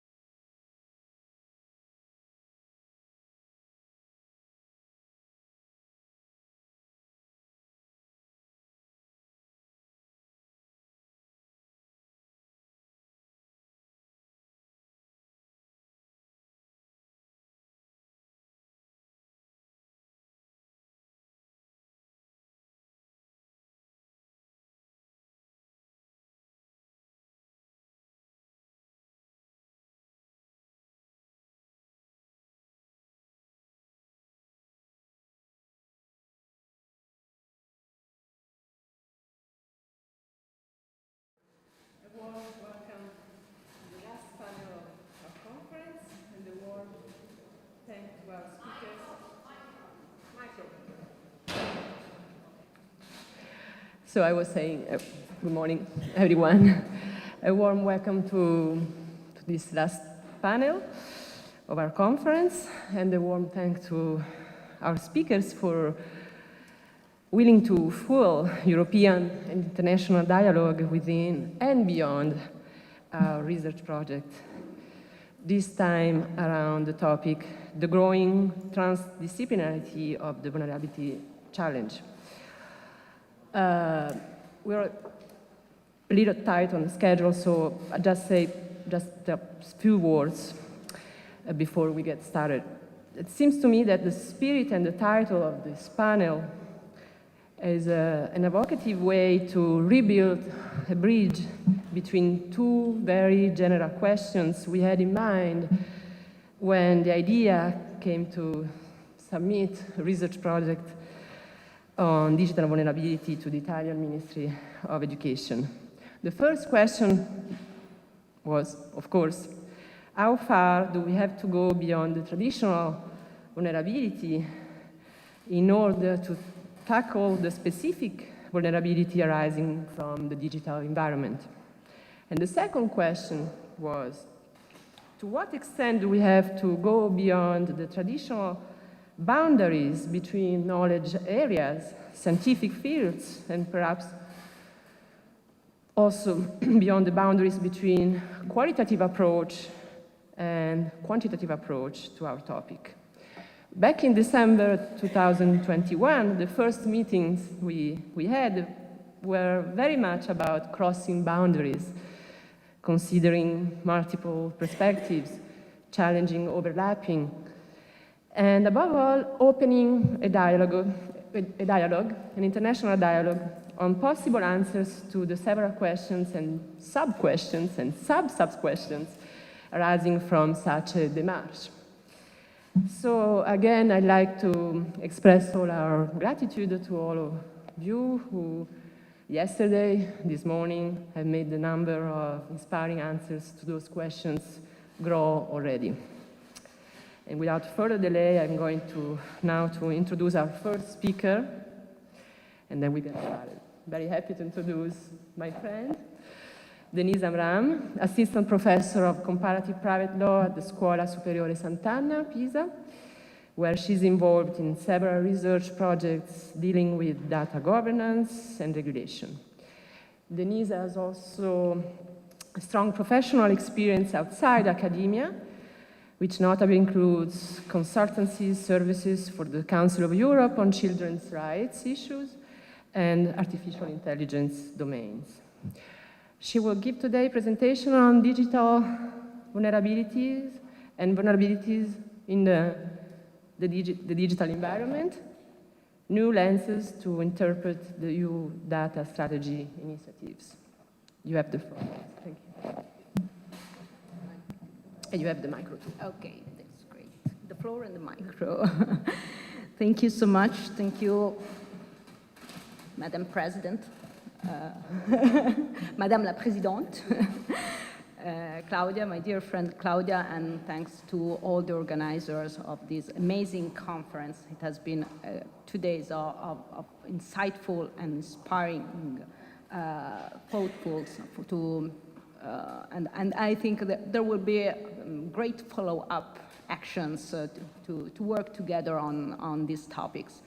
I have prepared, yesterday I came here with a presentation, then following the conference, I decided to move, to focus to skip on some issues and to focus on other ones that haven't been touched yet, in order to increase the debate and to extend the overview of the concept of vulnerabilities and what we can do for analyzing the vulnerabilities in the digital environment and to prevent, to mitigate risks and for a better society, considering the EU data strategy and its purposes, its achievements. Oh, I need to skip? Okay, great.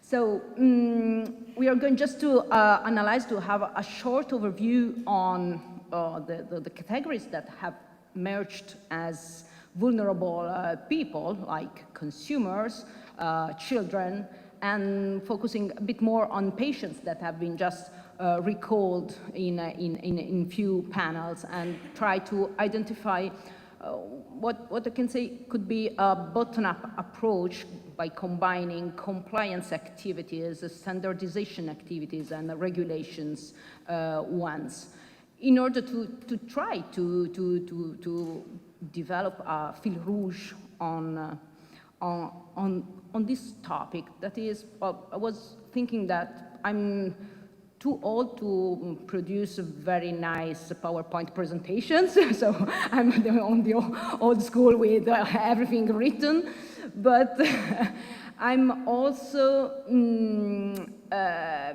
I've started to conduct research on fundamental rights protection when the aim was to try to compare different legal systems and to find out better rule, common core instances in order to provide harmonization at EU level. With the EU data strategy, we need to deal with an opposite approach. We have initiatives from the EU that shall be implemented in the different EU systems, but also in different sectors. So the fact that we are dealing with data and the datification of the society that is insisting in all sectors need a huge work of implementation, not only in considering the national paradigms, but also considering the cross-sectorial impacts that the fact of to translate the assets into information and into digital information that shall circulate in order to what? To boost economy, to boost scientific progress, to boost technology. And on the other side, we need to deal with the fundamental rights to the dignity and its different articulation in order to have a puzzle that could be put on the wall and not just organized in different and sectorial issues to be dealt with. So this is our turn, our challenge to analyze the European data strategies in the different, we can say, epiphanies of Data Governance Act, the AI Act, from the GDPR 5 years ago, and the effects in the daily routine, not only of persons, individuals, but also of in an economic context. So what are Google or the big tech companies shall do day by day in order to comply with what? With a legal framework that is in part enforceable, in part not enforceable, in part just in terms of accountability principle. We need to comply with a series of ethical legal principles that are and it is very, very frustrating and difficult for lawyers to deal with different stakeholders and say, yes, this is the obligation, you need to fulfill with it because otherwise you will be sanctioned. And on the other side, but you know, then there is also an ethical legal framework and it will be more accountable, more responsible to deal with also with all these steps. And in these terms, the challenge is to look at the mitigation of risks, to identify vulnerabilities, to identify how to prevent and how to avoid harms. And on the other side, we need to deal to a technological development that is already developing standards, technical standards that may comply with a higher level of, for example, safety, a higher level of safety in terms of cybersecurity, because the cybersecurity is a threat for the economy before being a threat for the personal data that can be disclosed in a given data set. So our role is to put together all this stuff and try to say, yes, that's true, the legislator is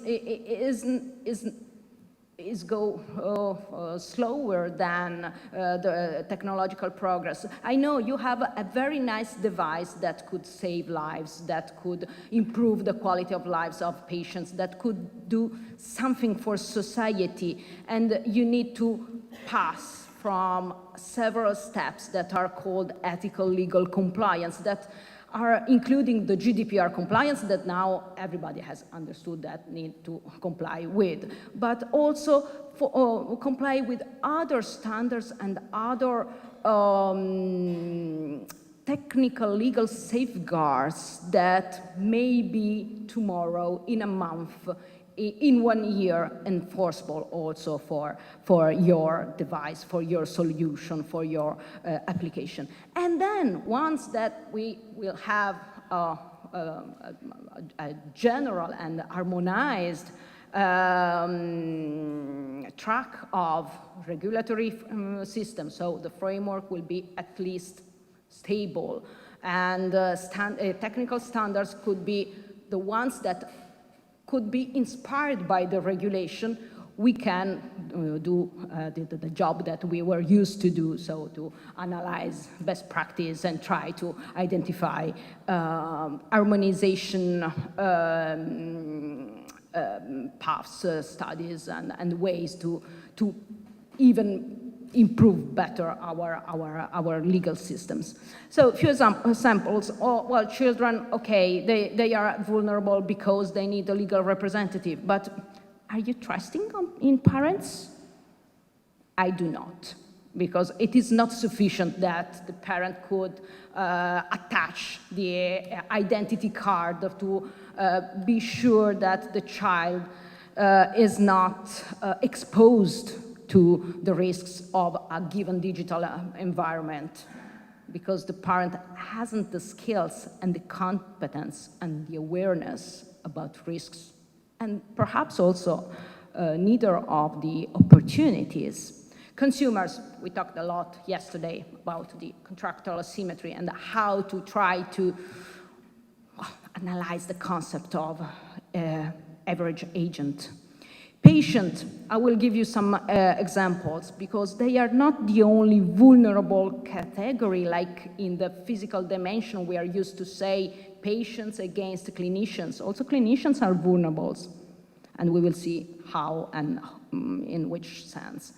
So these are the, as far as children are concerned, these are the possible harms that have been identified by a strategy of 5 years ago, I think, for children. But we can identify some risks like fake news, cyberbullying, privacy concern, and so on, that are part of the assessment of the due diligence obligations provided in the DSA.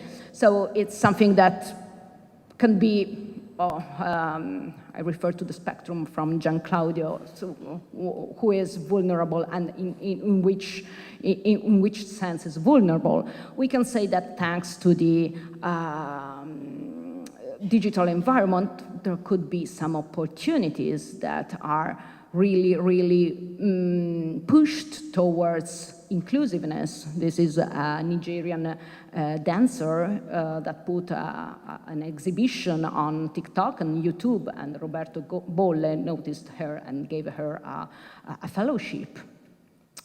And then we have the risks and opportunities related to the chatbot. Well, there is a study made by Harvard University in which, well, starting from asking Alexa, what's the weather like, at the end, the teenagers are asking advice on their outfit.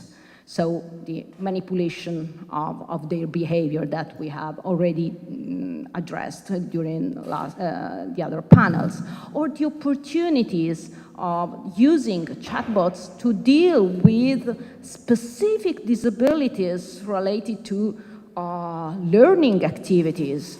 So the opportunity of the new technology to give a better life, to improve the quality of life of vulnerable persons or double vulnerable persons, we can say children and disabled children, for example. Consumers, well, in consumers, just a few words on illicit content and the role of DSA. Well, DSA will be into application in 1 year. It refers to the content moderation and provides some due diligence obligations that are added to a complex compliance framework that the companies, and in this case service providers, have to deal with. And but I really like the provocation of yesterday. Is it really true that the digital environment, a safer digital environment, make the user more vulnerable, that is not compliant with this complex system of fragmented obligations that are answering to few principles that if we apply them, they can give us the key of interpretation of this individual action that shall be done before, because this is the main premises, before putting the content online, before enabling a data processing activity, before putting a device into the market and so on. On the other side, the threats are of cybersecurity, on the availability, confidentiality, integrity of a data set are the same. But we need also to boost the reuse of personal data in order to provide, a better exploitation of data as an asset. I will give you just an example on the possible application in the healthcare scenarios. In emergency scenarios, we can do everything because we have the legal basis of saving lives or public interest in managing something. The very interesting challenge is how to make systems interoperable in order to talk very in an effective way in order to solve the main issue. In the hospitals, we can have different scenarios. Let's look just of the avatar and the digital twins application in a surgery. Here we have not only patients as vulnerable categories, because they could have a surgery that is more accurate, more precise, and also traceable. So every activity is traceable for a medical malpractice. So the burden of the proof is easier to be fulfilled. We have clinicians that need to deal with a new way to work, but on the other side, they are working in a simulated environment in which they can also simulate and predict what can happen after doing a specific action. So there could be more effective, if trained, they could be more precise. But we need then to analyze the impact of the virtual reality into the daily routine of a clinician that has been trained in a different way. Telemedicine, well, here the alliance between patients and clinicians. In this way, it is going to change the relationship and also the asymmetry between the patients that are becoming more, we are going towards a more participative medicine and healthcare. And this is the co-creation, 1 minute co-creation, we can say co-creation co-creation approach that was mentioned in the panel before. All these data are going to be collected, stored, and processed in common spaces, thanks to the compliance to the privacy, data protection, and all the EU data strategy in order to be reused, to boost, and to replicate experiments, to replicate activities, and to boost economy and new technology. Just to conclude, so if we look at what at the stakeholders and how they are playing with data, and we talk to them and try to develop compliant plans of data governance, we can reach that step of collecting best practice and then to provide recommendation and policy making in order to try to put the picture all together and provide a puzzle that can be put on the wall.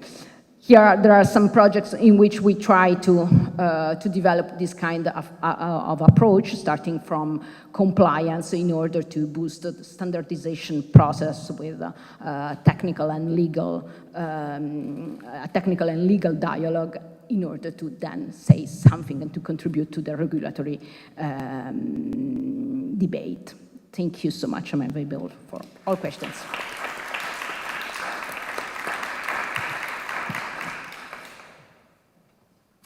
Thank you very much, Denise, for suggesting so many stimulating ways to explore the descriptive and normative potential of the notion of digital vulnerability, and which has, of course, meaningful implications on the role of scholars who are interested in developing and exploring this concept. We'll now move to a talk on digital platform. I'm following the order, so the title doesn't correspond exactly, but okay. We're moving to a talk on design for agency versus vulnerability by design. This presentation is jointly presented by two scholars, Léa Stiefel and Alain Sandoz. Sandoz? Did I pronounce it correctly? Sandoz. Okay. Léa and Alain meet per se the spirit of transdisciplinarity, which is at the core of this panel. So I'm going to proceed with a brief introduction of their background and then give them the floor. Léa just defended her PhD thesis on social sciences at the University of Lausanne. Bravo. A thesis which focuses on the politics of digital architectures. She currently works as a researcher on general consent at the University Hospital of Lausanne and as a scientific collaborator on digitization projects at the Swiss Competence Center for the Enforcement of Penal Sanctions. Alain is associate professor at Neuchâtel University and has been teaching informatics and strategy at higher education institutions in Switzerland since 1995. He has an outstanding experience outside academia as well, as he was CIO of the Swiss Federal Bureau of Agriculture and CTO of the Federal Department of the Economy until 2000. His interests are mainly related to information systems design and development, the role of scale and complexity in innovation strategy, and complex systems architectures. Thank you. You have the floor. Thank you. So, is it okay with the mic? Okay, thank you. So good morning, everyone. We're very happy, my colleague Léa and myself, and are honored to be here today. We'd like to express our thanks to Professor De Franceschi and to the project team for the wonderful welcome in Ferrara. So thank you, Alberto, and thank you also, Michele. If civilization is the place where humans feel good, then I believe that Italy is definitely the epicenter of civilization. Léa is a social scientist in STS, and I was educated as a computer scientist, so we might fit into this multidisciplinary session, though neither of us is a jurist. Like Géraldine told yesterday, I'm also of a special type, okay? You were speaking about yourself, of course, I'm going to speak about myself. So one type of one who learned something that no one knew before, and that few have learned since, with the notable exception of some skilled engineers at Google. And this topic is distributed systems. They will be at the core of our talk. I was building a distributed system for Swiss agriculture in 2018 when Leah, who was doing her fieldwork in Swiss agriculture, asked me to follow its development as an ethnographer. So we're here today to report on some epistemic consequences of this experiment. In our case, vulnerable actors are farmers, okay, but they could also have been patients, or students, or say scholars in the publishing process, but also farms or private organizations like in private law and even public administrations. So let's see. Thank you. So this contribution examines how digital systems architectures can be designed in order both to reduce the vulnerability of data owners and to promote the accountability of data users. We'll come back to these concepts during the presentation. The results we discuss are based on a case that unrolled in Swiss agriculture between 2017 and 2019 and was the subject of an ethnographic fieldwork leading to my PhD thesis. Swiss agriculture experienced its first datafication at the end of the 19th century when the Swiss Farmers' Union, threatened by the rural exodus and the disappearance of peasantry, gradually introduced financial bookkeeping to farmers. Yeah, but I will do when it's the moment. Thank you very much. Sorry. Gradually introduced, Swiss agriculture experienced its first datafication at the end of the 19th century when the Swiss Farmers' Union, threatened by the rural exodus and the disappearance of peasantry, gradually introduced financial bookkeeping to farmers under the leadership of its director, Ernst Lauer. Data collection made it possible to trace costs and income, debts, interest and wages, profits, and the financial value of land. Aggregated data enabled to identify trends and provided a scientific basis for public policies and trade agreements supported by the Union. Data was used to consolidate the latter's position and to counter critics and dissidents within the peasant movement. While the leadership used data to modernize agriculture and make it governable, farmers saw it as a means to improve farm management, gain in productivity, participate in modernization, and benefit from collective action. Although Swiss administrations had been collecting data since the 1850s, the Farmers' Union dominated the field of agricultural data because of the qualitative and quantitative scope of its data.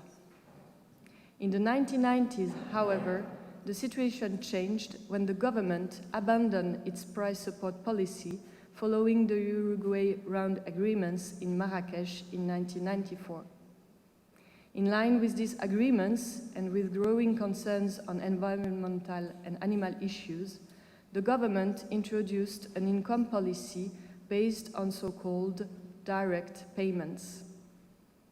It was intended to support a multifunctional agriculture which would no longer only produce food, but also contribute to the preservation of the natural environment, the maintenance of the rural landscape, and the decentralized use of the territory. This development was supported by the use of large amounts of data, which were collected and managed under the responsibility of the Confederation and the cantons, data on farm organization, workforce, land and animals, and on contributions to food security, biodiversity, resource efficiency, landscape, cultural heritage, etc.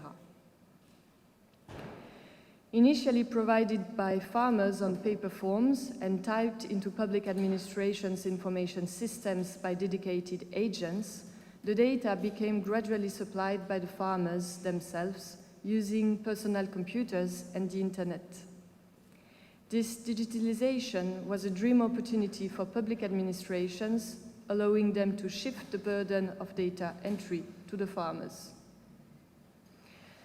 As long as pen and paper were the backbone of information management in agriculture, the effort required to collect and manage data refrained institutional actors from developing policies and practices that required the collection of detailed information on farms. Within a few years' time, information and communication technologies made it possible for organizations and service providers to collect a wide range of digital data directly from every farm. This data can be used for operational purposes to support resource planning on the farm or to remotely manage the genetic pool of their livestock, for example. But it can also be used for the implementation and control of regulations and of contracts. Farmers receive subsidies from public authorities in exchange for services to society, and premiums on their products from label organizations for the application of specific production modes, the geographical origin of products, the specificity of crop varieties or of animal breeds, all of which are defined in contracts. The data declared by the farmer or collected during control is used to monitor and assess compliance. Discrepancies can lead to penalties or sanctions. But at the source of the data, farmers have had difficulties to follow up. The multiplicity, heterogeneity, and complexity of data requirements from too many actors has led to administrative burdens, risks, and growing dissatisfaction. In 2015, a group of private actors floated the idea that efficiency would be improved if all of the sector's data were centralized in a single database, which they proposed to operate. To realize this idea, they launched a project called Barto. At the time of the case study, Barto had evolved into a service platform, architecturally similar to Uber or Facebook, that would offer smart farming modules in addition to the basic data management functionalities for farmers and application programming interfaces for organizations. Farmers were inhabited with a sense of helplessness.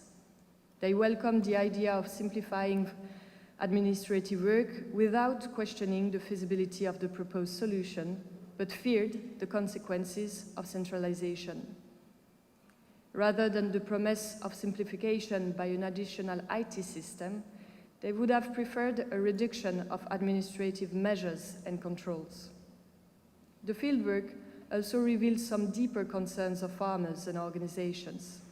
Let's develop 3 of these concerns shortly. Firstly, Barto stakeholders included the largest agricultural cooperative in Switzerland, both the main supplier and a major buyer of products for farms.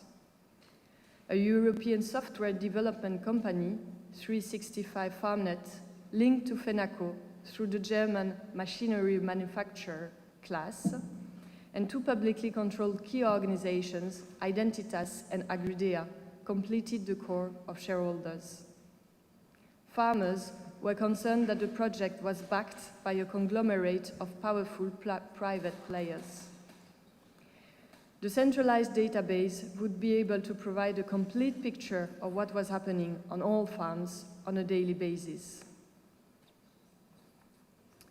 Combined with its own private decision support tools, the database would enable the cooperative to drive the demand for inputs and the supply of agricultural products, and to influence market and supply prices. Farmers perceived a high risk of vertical integration. Meanwhile, they would retain the burden of debt and production risks, such as losses due to weather or disease. They would pay to use services developed on the basis of their data and would be contractually held liable for its quality, while all the profits would go to the database owners. Secondly, it was unclear how data would flow between organizations connected to the centralized database. Without control over the flow of the data, farmers were vulnerable. For example, if data was inadvertently sent to a government agency showing high nitrogen levels in one field, the farmer could lose subsidies, even if they were compensated in another field, which can happen on any farm. Similarly, if data from a government inspection showing an animal health problem was inadvertently passed on to a trader, the farm and its neighborhoods could be sidelined. What actually happened to a whole village because of one sick animal for fear of the disease spreading from a shipment to the slaughterhouse. Finally, the organization would have to log on to the central database to access the data they needed, which had previously been provided to them directly by the farmers. There was no guarantee that they would actually be allowed to access the data in the contents and the formats, and at the time they needed to carry out their duties.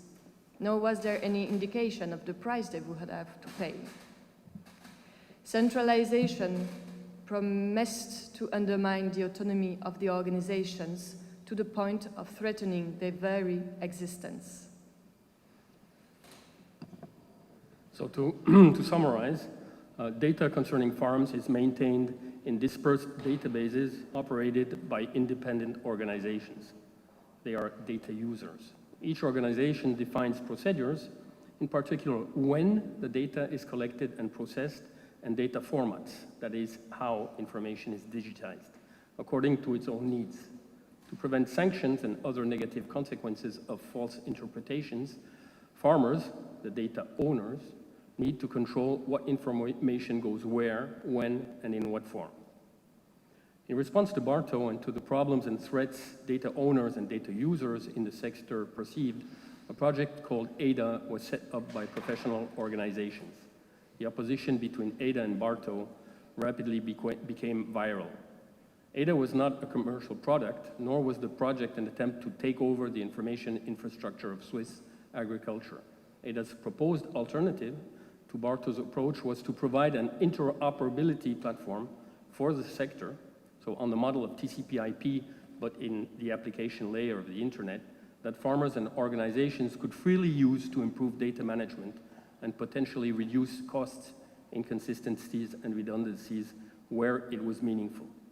So in relation to one of the questions of the last session, from the architectural perspective, it was not more of the same, like if you're adding platforms to Twitter, which is not an alternative.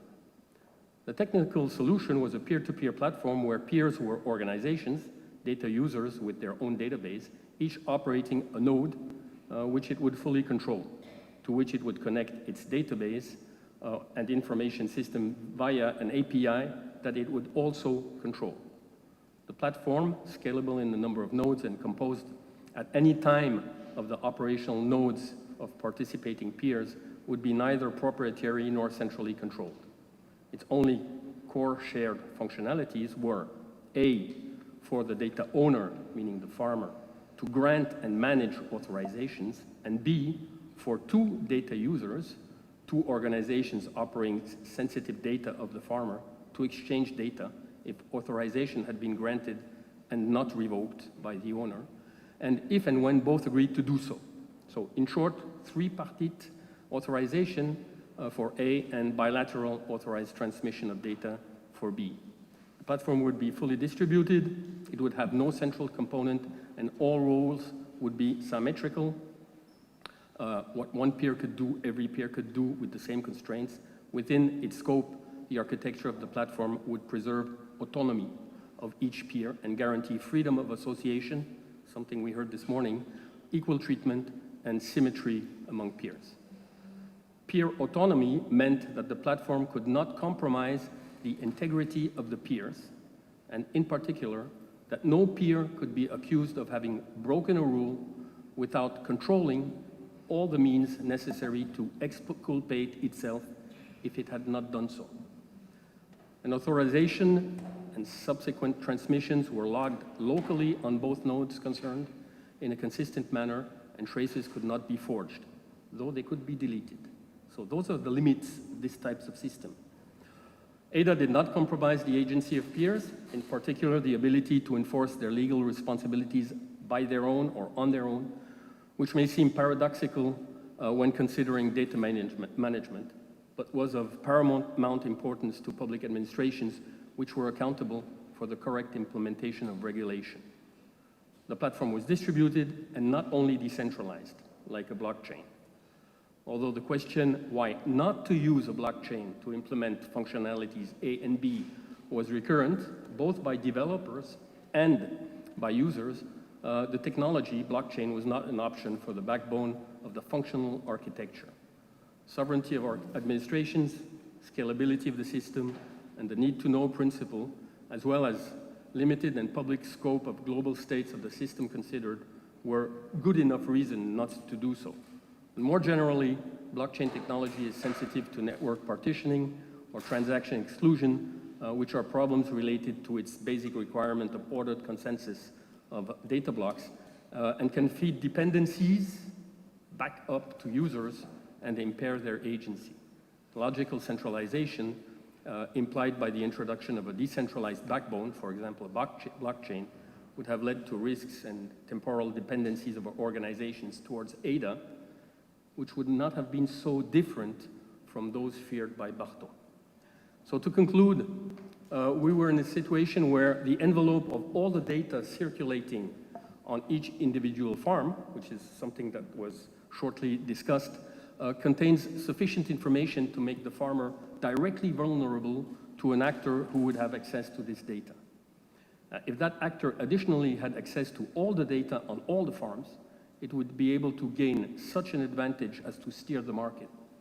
Additionally, it would be able to control other actors, organizations, public or private, who depend on the data to fulfill their legal responsibilities, and basically that actor could take over the sector. Farmers' agency through data had evolved from a situation in which data, bookkeeping, was directly beneficial to them and politically beneficial to their profession, end of the 19th, beginning of the 20th century, to a situation of dependency on public policies through the exchange of data for subsidies, end of 20th century, to yet more dependencies on public and private organizations for the promise of market benefits, and finally to complete vulnerability if some actor took control of all the data. On the other hand, data promised to restore agency to the farmers. Okay, but we don't have time today to discuss how this can be envisioned and with which legal mechanisms or technical legal mechanisms, say data cooperatives. Contrary to common perception of distributed architectures as preventing the enforcement of accountability, as in peer-to-peer file sharing systems, whereas blockchain or centralized technologies would enable it, our case shows that accountability on a digital platform, particularly in relation to management of sensitive data, is realizable using a distributed architecture. But agency and accountability have limits related to the functionality of the system rather than simply to centralization, decentralization, or distribution. Synchronizing legally distributed actors, as in interbank transfers, requires logical centralization, whatever the chosen underlying architecture. So just to terminate, to finish, the best that can be achieved is to embed functional requirements, necessary conditions, into the underlying architecture in such a way that they cannot be circumvented on the technical level, but must be overruled at the social level of platform users.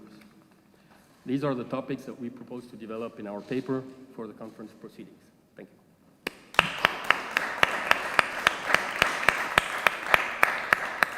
Thank you very much, Alain and Léa, for bringing together your such a stimulating, innovative approach to our topics. I'll leave questions for later. I'm sure there might be a few. We now move to another joint presentation. Oh, yes. Thank you. We move to another joint presentation delivered by Alessandra Pera and Sara Rigazio, both working at the Department of Political Science and International Relations at the University of Palermo. Alessandra Pera is full professor of comparative law. She's member of various international research networks, including the International Society of Family Law, the Italian Association of Comparative Law, and Juris Diversitas. Her main research interests are on family law, ADR systems, and protection of vulnerable individuals and groups in modern societies. Sara Rigazio is assistant professor of private law. She has published several articles and a book on family law, national and international child protection, legal design, and relationship with new technologies. Alessandra and Sara will deliver a presentation on Let the Children Play, I agree, smart toys, to some extent, smart toys and child vulnerability. The floor is yours. Thank you. First of all, we would like to thank the Digital Vulnerability team for this great opportunity, and of course the University of Ferrara for hosting such a beautiful event. The topic presented here today is the result of the joint efforts by Professor Pera and me, and it addresses the theme of children's vulnerability when using smart toys. As we will see soon, this is a subject that implies different topics and levels of investigation. There is one that concerns vulnerability and protection of children and the market dimension and its dynamics, privacy and cybersecurity issues. Of course, for reasons of time, we cannot address all of these aspects, so we actually refer to our paper for a deeper and detailed analysis. But what we would like to do today is to explore how vulnerability can be declined in the digital environment and in relation to children, and how to interpret this new framework. Well, vulnerability is defined as the quality of being weak and hurt, and easily hurt, both physically and emotionally. And according to the UN Division of Social Policy and Affairs, vulnerability actually refers to a state of high exposure to certain risks combined with a reduced ability to protect or defend oneself against those risks and actually cope with the negative consequences. So also, if we look to the scholars and what scholars said, according to Chambers, for example, an individual is vulnerable when limited or reduced in her capacity and the power or control to protect her interests. So from a biological or psychological perspective, vulnerability refers to a person's intrinsic characteristics and to a deficiency of means to manage without detrimental loss. And if we refer to a social and relational lens, vulnerability also refers to external risks, stress factors and circumstances within which an individual actually could be deprived of the capacity of self-determination and to choose freely. In other words, this situation affects the human being's access and effective exercises of fundamental rights and freedoms, and so it undermines autonomy and it basically curtails individual capabilities of creating, and it creates a sense of loss of power. So a very exhaustive taxonomy that has been actually already pointed out by very important scholars describes the different vulnerability sources, and in particular it distinguishes among what it can be referred to inherent vulnerability, which is the vulnerability that depends on intrinsic characteristics of the human nature that are connected to corporality, dependence on others, affective and social natures.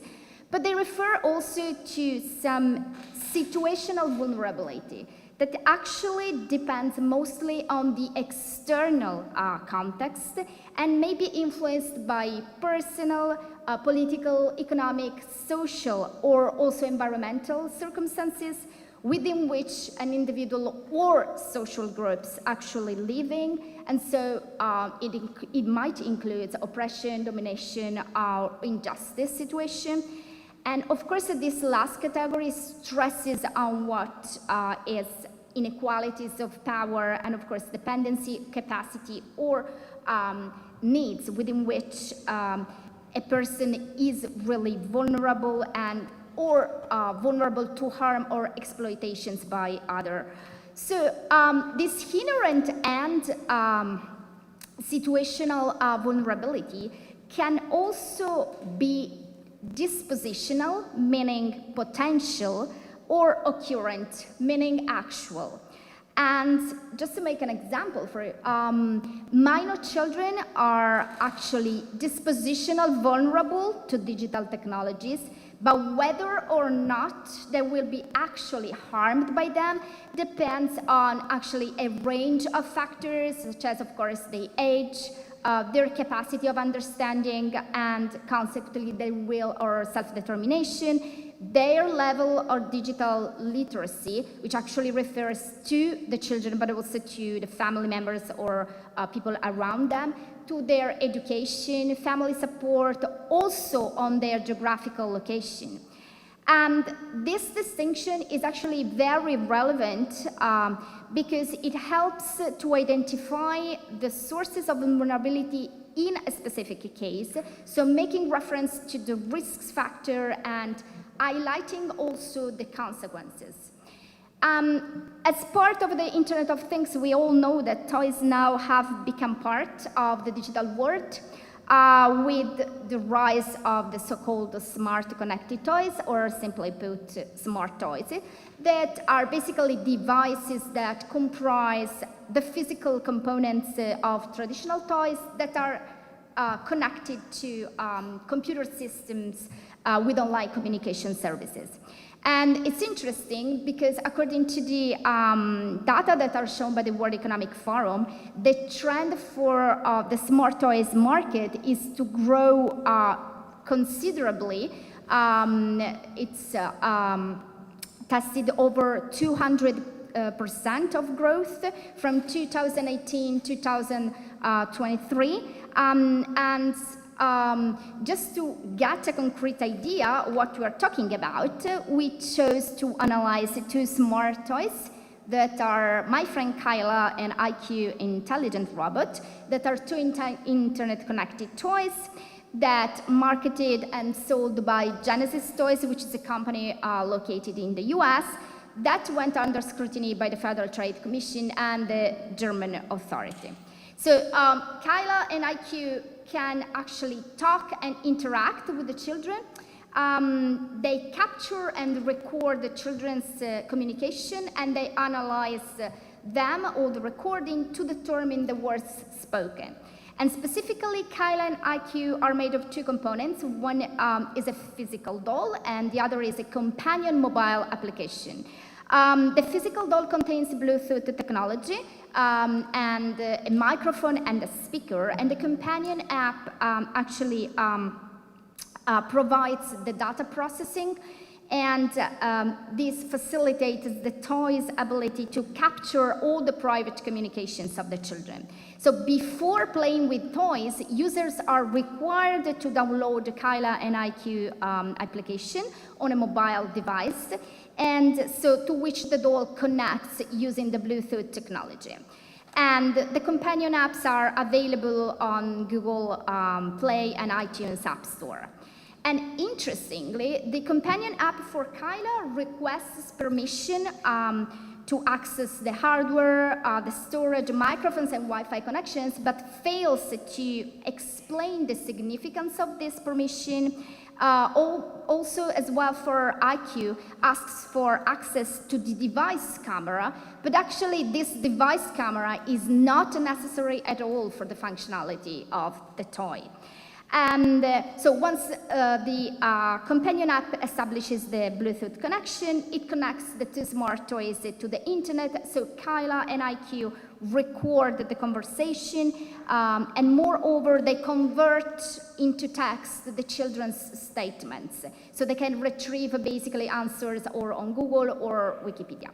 So just to tell you what Kyla and IQ actually can do, they encourage children to converse basically openly with the toys, as if they were chatting with their friends. And according to the FTC's findings, Kyla was pre-programmed with many phrases that refer to Disney World. For example, Kyla kept repeating that her favorite song was the one from Frozen movie, that she wanted desperately to go on vacation to Disney World. And of course, this product placement was not even known by the parents. And in addition, Kyla and IQ are programmed with a software, a kid-safe proprietary software, that requires a lot of information. Among them, we have the kid's name, the parent's name, the name of the place where the children live in, the school the kids go, and even the software invites children to set up their physical location. As mentioned above, Kyla and IQ went under the scrutiny of FTC and the German authority. The German authority even defined Kyla illegal espionage apparatus. And of course, here the issues are pretty related to what we mentioned at the beginning, so the market dimension and its dynamics and privacy dimension. So, for example, one issue could be, how do we treat the private host that, even if Kyla was banned by the market, still continues to sell this doll online privately? And of course, here we also reference to the multi-level dimension of the concept of vulnerability. And as we said today, we cannot focus on all of this, and we just want to focus on vulnerability. So in this perspective, we apply the taxonomy of vulnerability we have just explained. So being a child of 5-10 years old, which is the age range of Kyla and IQ, makes you indeed dispositional, vulnerable to diverse type of exploitation in the digital environment, and we know economic, sexual exploitation, psychological one, and occurrent vulnerable if, as a matter of fact, Kyla actually spied on you, took pictures of you, recorded your market preferences for the future. At the same time, the situational vulnerability here is in abstract dispositional when the same child lives in a particular context. For example, he stays at home most part of the day alone. The only one existing parent works all day and has a higher level of education also in the digital environment. And so this same situational vulnerability can also become in concrete occurrent if, for example, a family member gives Kyla to the child as a gift, and the child plays with Kyla without any guidance or control. So in relation to this taxonomy, we also refer to another aspect that we feel really relevant here, which is the one that Gooding calls pathogenic vulnerability. And in this regard, this specific type of vulnerability refers and depends on all those morally unacceptable vulnerabilities that we should eliminate it, but for some reasons we haven't yet. And these are caused by prejudice, for example, but the paradoxical effect is, even if the measures put in place to eliminate these vulnerabilities, actually the paradoxical effect is that those measures do not eliminate those vulnerabilities, but they actually increase these vulnerabilities. And on the modalities of the legal systems respond to this vulnerabilities, we will see very soon. But what we can say here is that the children's protection in the digital environment implies that all these kinds of vulnerabilities coexist together. And this is the reason why we look and we think that intersectionality theory can actually help. So the notion of intersectionality, as we'll all know, was coined by and was born in gender studies with Crenshaw, that actually used a very useful metaphorical image of a car accident occurring at the crossroads of several streets of discrimination. And this was useful to represent all the socio-cultural composition of underprivileged groups that highlight the inequality that tends to be constituted rather than a uniform class structure, instead by particular situations and context. And here actually, this approach could actually allows us to use a context dependency approach, because this can actually help to highlight that a single child or a specific type of vulnerable child might be individually exposed to many needs and restraints, but at the same time, while being exposed to a set of structural categorical interference, the same child could encounter also different forms of intersectionality within different frameworks, inside the family, at school, at the hospital, in his religious community, for example. So the common core linking these three kinds of vulnerability that we distinguished, so the inherent, the situational, and pathogenic, together with the idea of intersectionality, they can actually explain and help to explain this sense of loss of power, loss of control, and loss of agency that are actually the main elements when we talk about vulnerability. We can also talk about intersectional vulnerability combined with all these different concurring factors, and this helps also to analyze another aspect, which is the assessment of public and private remedies. And in this new framework that we try to underline, it's important now to look very briefly to the responses of states and institutions. And for example, these responses have been the UK Children's Code, which is the UK Age-Appropriate Design Code. This is an interesting and innovative experiment enacted in 2020 by the Information Commissioner Officer in the UK, and it's a code of conduct that basically includes a set of 15 standards to appropriately safeguard children's personal data. And the innovative part consists of the fact that it incorporates the Convention of the Rights of the Child into the standards, so the principle of the best interest, the evolving capacities, and so the self-determination, and the participatory rights, so right to privacy, protection from economic exploitation, and freedom of expression. The UK code has been circulating quite a lot now, so also California has an age-appropriate design code, but perhaps more interestingly, the European Union launched a call to designate experts that will draft the European Union age-appropriate design code. So there's also another solution that can be identified, which is the supported decision-making agreement, which is another way of support and assist, so an alternative to guardianship.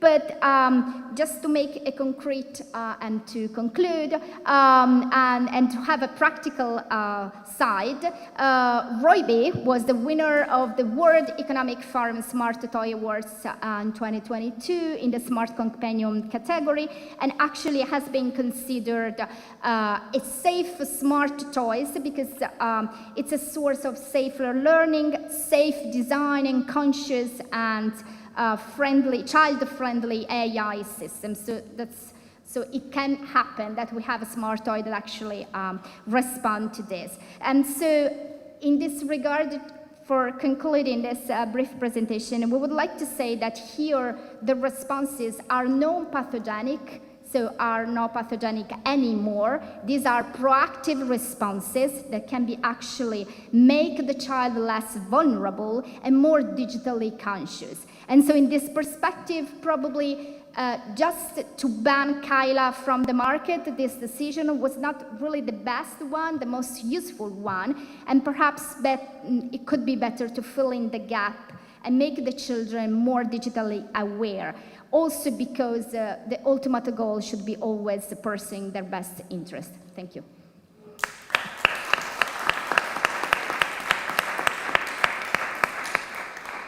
Thank you very much, Sarah and Alessandra. I'm sorry to be strict on time, but I really want to save time for the discussion. Myself, a question I would like to ask on your very inspiring presentation. And luckily enough, we have a fourth talk also dealing with vulnerability connected with minor age. The talk will be delivered by Marta Cantero Gamito. Marta is a law professor in information technology law at University of Tartu, Estonia. She's the author of different books and articles in the area of technology and private regulation. Her current research focuses on artificial intelligence and democracy. And she's also a research fellow at the School of Transnational Governance of the European University Institute. Thank you very much, Marta, for being here. Her talk is on enforcing problems in the protection of minors under EU law, the example of TikTok. You have the floor. Grazie tanto, Claudia, and thank you so much also to the Digital Vulnerability Project, and especially to Alberto for this very kind invitation. I was very much looking forward to be here. So it's been like fantastic 2 days, and I'm coming already with a lot of ideas on how to develop my research. So I'm going to talk about enforcing problems in the protection of minors under EU law, and I'm going to use the example of TikTok. So let's travel a bit back in time, and let's go back to the times where we were all on a lockdown in March 2020. And there is this 12-year-old girl who happened to be like playing with TikTok while her parents were working during the pandemic doing essential services. So because at that time the platform was kind of new, she was getting used to it, etc. And then she saw that there were like different features and uses, usabilities of the service that you could buy, so that different stickers, etc., that you can buy inside the platform. And she kind of like started using this and getting a bit addicted to it, and that turned out into a bill for her parents of $12,000. So yeah, so the system, as probably you know a bit about TikTok, I'm not gonna like exceedingly explain the details, but it works on the basis of a system of incentives to keep the user engaged in the platform for as much time as possible, and to keep the user engaging with other users as well through this kind of exchange of gifts inside the platform. So you can see there like the system of incentives, send a gift to activate your gifted level and rewards. And so with this system of incentives, of course, the platform uses like what is being called like different predatory practices, and kids especially spend a lot of time in this platform. And in fact, there's been recent allegations, this is by the news, not yet by academic research, calling TikTok as the digital fentanyl, because it shows that for children, the average usage time on TikTok is about 75 minutes a day. But a recent study has also shown that, at least in North America, 16% of teenagers aged 13 to 17 acknowledge to use TikTok almost constantly. So TikTok system of incentives is of course based on increasing engagement, as I said, but also it forces the users to have or to provide a specific type of content with a view to increase the chances of virality. So Probably you've seen also how TikTokers also work with a view to get like higher rewards by moving outside like wealthier neighborhoods. And why TikTok? So I'm focusing on TikTok when talking about digital vulnerability because its user base is mainly composed of young users, but also there is a considerable percentage that it is made out of minors. So that's why I focus on TikTok. But the same that I'm going to talk about, and is mainly about like overlapping competences by platform practices, overlapping violations by platform practices, actually apply to other platforms as well. So yes, very young user base, as I was trying to show in my slide. But how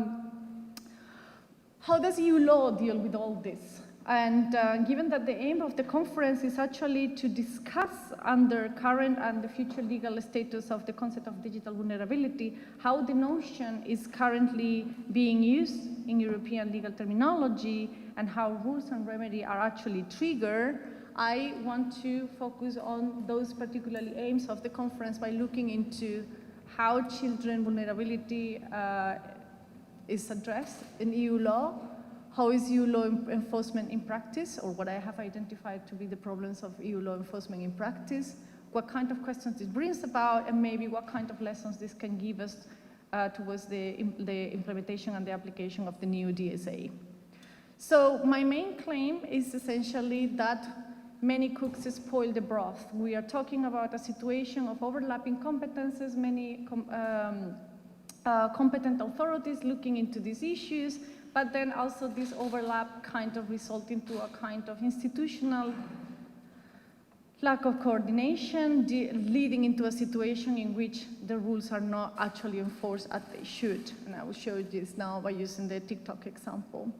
So what did go wrong? What did go wrong? So first, that there are many points of contact because, as I mentioned already, platform practices cut across different applicable rules. Then what I call an enforcement fiasco, and then the insufficiency of private enforcement. So minors, or specifically vulnerability with regard to minors, have been addressed in different laws in the EU. So in the GDPR, Article 8 establishes that the child needs to be at least 16 years old to give consent, although of course, because the GDPR is a regulation, full harmonization, it also leaves some member states, because they have different rules for consent at national level, to establish different age limits, never below the age of 13. I won't go much into this, but just essentially to tell you like how the different rules address minors' vulnerability. The GDPR speaks about child. Then the Consumers' Rights Directive talk about vulnerability, about consumers that have specific needs because of their mental, physical, or physiological infirmity, age, or credulity.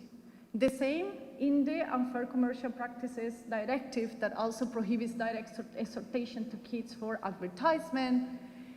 In the Audiovisual Media Services Directive, here the rule talks about minors, and in the new DSA there is a specific provision about the online protection of minors. So, without going into detail about how TikTok infringed applicable rules, BEUC, the European Consumer Organization, has published 2 dedicated reports, one on how TikTok infringes Consumer Rights Directive, Unfair Contract Terms, and the Unfair Commercial Practices Directive, and another one on specifically how it infringes the GDPR. So, enforcement in practice. So here I talk about like the problem, or I like to highlight rather than talk about, because I'm not going to have time, but like the problem with the enforcement of the GDPR, as we all know, relates to the one-stop shop mechanism. Then I'm also going to talk about the problem that consumer law enforcement brings about, especially the application of the Consumer Protection Cooperation Regulation. And then the Audiovisual Media Services Directive includes the principle of origin, and here again, elephant in the room, similarly than with the GDPR, Ireland seems to be slightly lenient with the application of European rules, so that means that enforcement is limited. And with regard to the application of the safeguards provided in the Digital Services Act, it's still very soon to know what the enforcement problems are going to be. So in short, and I'm going to focus just on this, on the problems with the Consumer Protection Regulation, Consumer Protection Cooperation Regulation. The Consumer Protection Cooperation Regulation, or CPC, establishes a mechanism by which when consumer authorities or consumer organizations identify that there are potential cross-border or widespread infringements of consumer law, then that can lead to a coordinated action at EU level, opening an investigation of those infringements.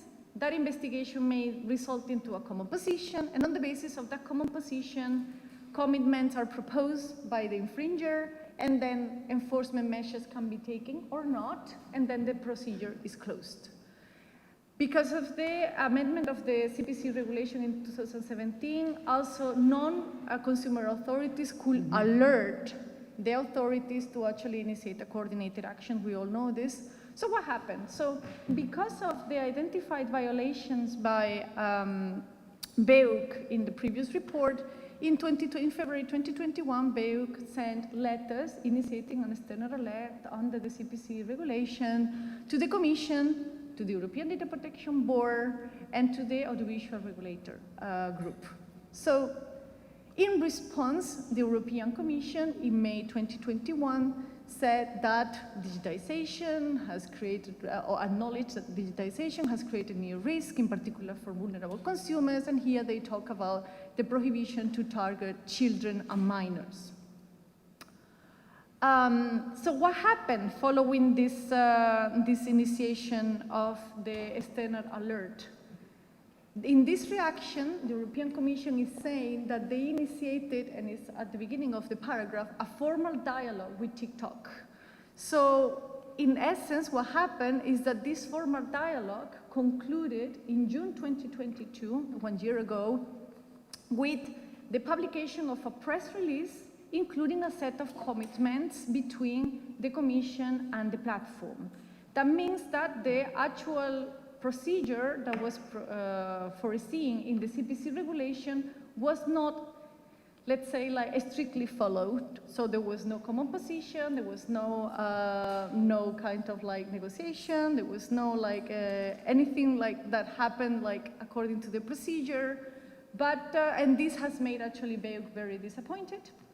And of course, we understand that this is usually how it works, and it is better to actually find an informal arrangement with the actors rather than just postponing enforcement. But this is how the situation was. The result is like there is a set of commitments. I'm not going to go into detail, but it is all about increasing transparency. And as part of this increase in transparency measures that they came up, the problem is that, that we are talking again about the deficiencies or the limitations of the transparency paradigms. So for instance, the number of updates that the TikTok community guidelines and the TikTok terms and services, etc., experience over time makes it very difficult for even for an informed user to actually know what they are signing into. It has also been shown that, and this has been discussed also this morning, that the information disclosure paradigm does not prevent abuses. So in a dedicated report by Natalie Hellberger and others from last year on digital vulnerability, they highlight this. And also like the issue that perhaps, this is just an hypothesis, legitimizing these practices as something that is in accordance to the law may actually reinforce, by a transparency, may actually reinforce the regulatory power of platforms with regard to what they are doing. So nothing new under the sun. So there is also an important problem with regard to the insufficiency of private enforcement. So given that public enforcement is limited, what possibilities do we have as consumers to actually take actions of this? So in a study by some colleagues from the Netherlands on the DSA, it shows that platform users often meet difficulties to obtain redress. So in platforms environments, even though it is easier because it is not the same than going to the court, it is easier to actually like appeal a decision, etc., like that in principle, because you just do it from your computer.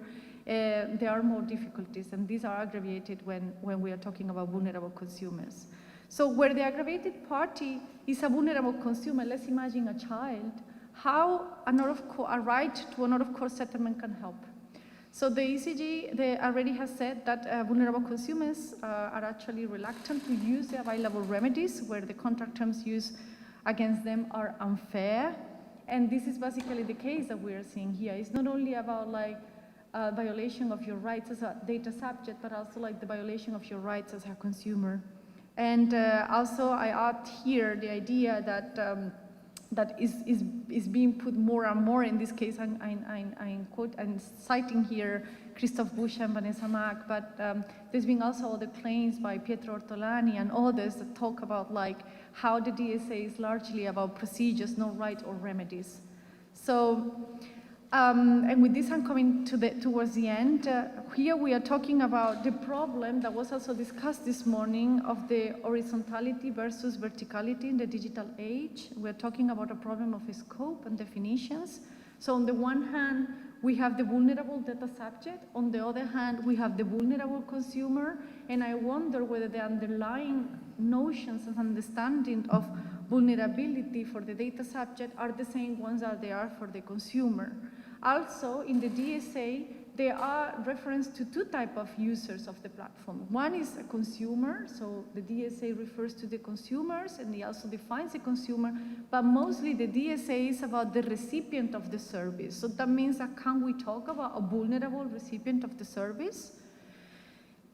Another problem with the horizontality and verticality is that data protection authorities are actually, according to the Irish Data Protection Authority, are not entitled or competent to actually assess or decide on the validity of contracts and the validity of the consent that has been given, but also are non-DPA competent to actually decide on whether GDPR has been infringed or not. So this is something that has been discussed with regard to the standing of consumer organizations to bring legal procedures against GDPR infringements, but also when competition authorities have been trying to enforce the GDPR, and in the end it happens that they can only examine the compliance with the GDPR only as an incidental examination. And also the competence of non-DPAs to enforce GDPR remains limited, and also with regard to non-lead DPAs in the case of cross-border enforcement. So all in all, what this shows is that the deficiency of the institutional design of the GDPR has posed limits to their effectiveness, as it has been shown already by Giulia Gentili and Orla Lindsay in a dedicated research on the GDPR. So to conclude, if I can, yes. Is it, and forgive me for using yet another metaphor, but is the new DSA or whatever new model that is going to come another kind of like new emperor's clothes? So let's hope not. And my wish list for the future is better enforcement, also institutional coordination, and already the European Data Protection Board has called on a statement on enforcement cooperation. He has called for institutional embeddedness. It has called for institutional embeddedness because there is an important problem, as we can see, with this siloed approach. And then, of course, being naive here, but just trying to reinforce my argument as part of that wish list, better enforcement, better enforcement. Thank you very much.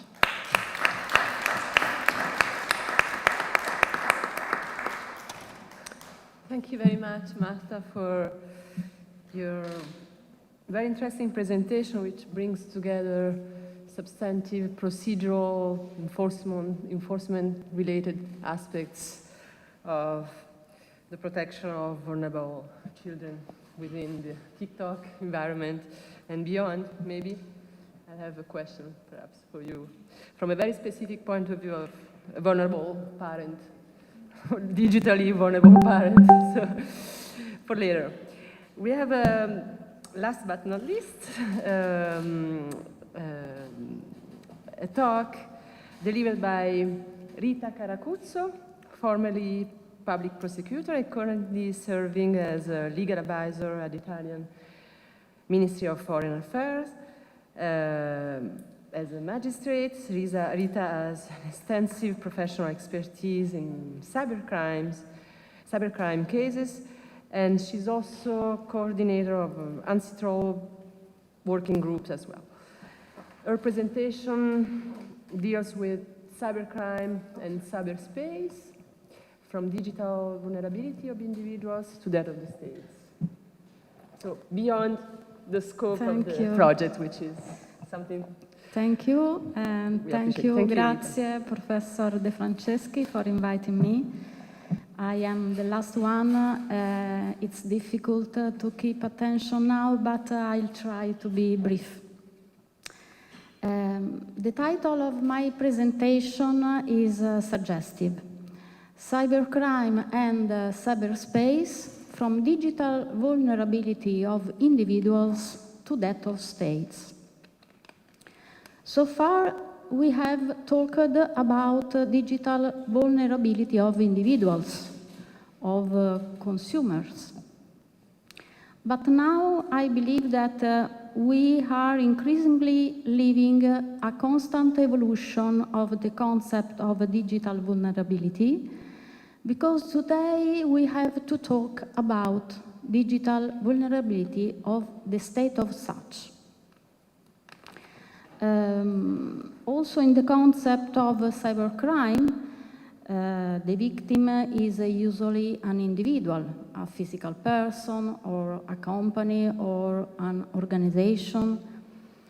But if we think about the cyberspace in a specific sense, we have to talk about a global domain, so-called fifth domain. And what comes to the fore is the need to protect the sovereignty of the state. In reality, a cyber operation conducted by a terrorist group against, for example, an institutional website does not constitute a violation of principle of sovereignty of the victim state, because the terrorist group is not a state. The non-state actors are not bound to respect the sovereignty of a state. In other words, only states shoulder an obligation to respect the sovereignty of other states as a matter of international law. And therefore, only states can breach that obligation. I would like now briefly speak about the concept of cybercrime. Cybercrime commonly refers to a broad range of criminal activities where computers and information systems are involved, either a primary tool or as a primary target. These are three groups. Usually there are three categories of cybercrime. First, traditional offenses with the use of computers. For example, fraud, forgery, identity theft. Second, content-related offenses in which the crime is characterized by the content of the message. Think about online distribution of child pornography or incitement to racial hatred. Third group are offenses unique to computers and information systems. In this group, initially, there are a lot of crime, a lot of provision in a criminal code. There is unauthorized access to the computer system, and this means that anyone who illegally enters an information or telematic system protected by security measures is punished. Another crime is related damage to information, data and computer programs. This means that anyone that destroys, cancels, modifies data or any informatic programs or computer programs belonging to others is punished. When we speak of cybercrime, given that the sphere of the individual citizen is affected, the jurisdiction and domestic law of the state where the crime was committed is applicable. So we will apply the national law to the cybercrime, the national law of the state where the crime was committed. So there aren't particular issues. But now we have to deal with cyberspace in a more specific sense. So I previously called the fifth domain, virtual in nature, as a space alongside air, sea, land, and space. So the fifth domain is a cyberspace. And this must be protected, defended by the state, and is also subject to the principle of sovereignty. Today, the concept of digital vulnerability of the state as such is strong and is the subject of broad discussions on an international level. The problem that arises is that of identifying applicable international rules and principles. So, cyberspace is defined as a man-made global strategic domain consisting of interdependent network of information, technology infrastructure, and resident data, including the internet, telecommunication network, and computer systems. There are numerous and different types of cyber attacks and operations that threaten our society. Unfortunately, today we don't have enough time to illustrate in details all of these. However, the more important are destruction of data or system, disruption of vital services, denial of service attacks, data weaponization, and disinformation and propaganda. But today, informatic attacks also have a military connotation. If we only think about the 15 months of war in Ukraine, massive informatic attacks have been recorded on their infrastructure websites, such as electric networks, railway lines, telecommunication companies. So Ukraine has become the leader for the world in such a way to better comprehend the characteristics and the connotations of cyber war. So the study of the applicable law relating to cyber conflicts, security in telecommunication, and the protection of critical infrastructure have taken on a key role on an international level. In this regard, we have an Italian position paper on international law and cyberspace. This document has been prepared on the basis of an initiative taken on Ministry of Foreign Affairs, Presidency of the Council, and Ministry of Defense.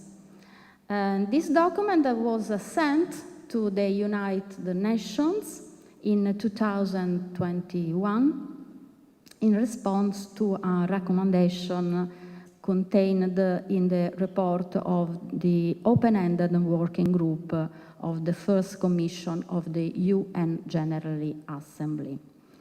You can find it on the internet because it is now of public domain. And this document is very important because in this document, Italy deems that international law, in particular the Charter of the United Nations, is applicable and is essential to maintain peace and stability. And it is applicable to cyberspace, also to ensure responsible state behavior in cyberspace. In particular, Italy considers that the concept of international peace and security goes beyond a merely military connotation.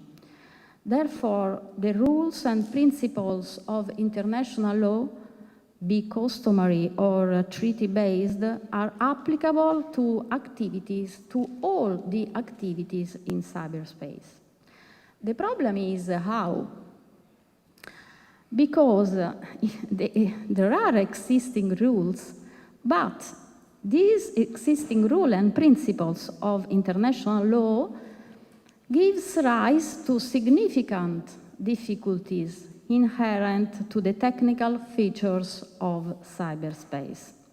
So such difficulties require responses that the international community is currently developing. In this paper, Italy presents its non-exhaustive view on relatively important numbers of issues. First of all, the principle of sovereignty. Italy considers that the principle in question prohibits a state from conducting cyber operations which produce harmful effects on the territory of another state, and this irrespective of the physical location of the perpetrator. According to the same principle, a state might not conduct cyber operation from the territory of another state without its specific authorization. But we have to ask, what are the consequences for this violation of the principle of sovereignty? Responses to violation of the sovereignty should be assessed on a case-by-case basis, considering the nature and the consequences of each violation.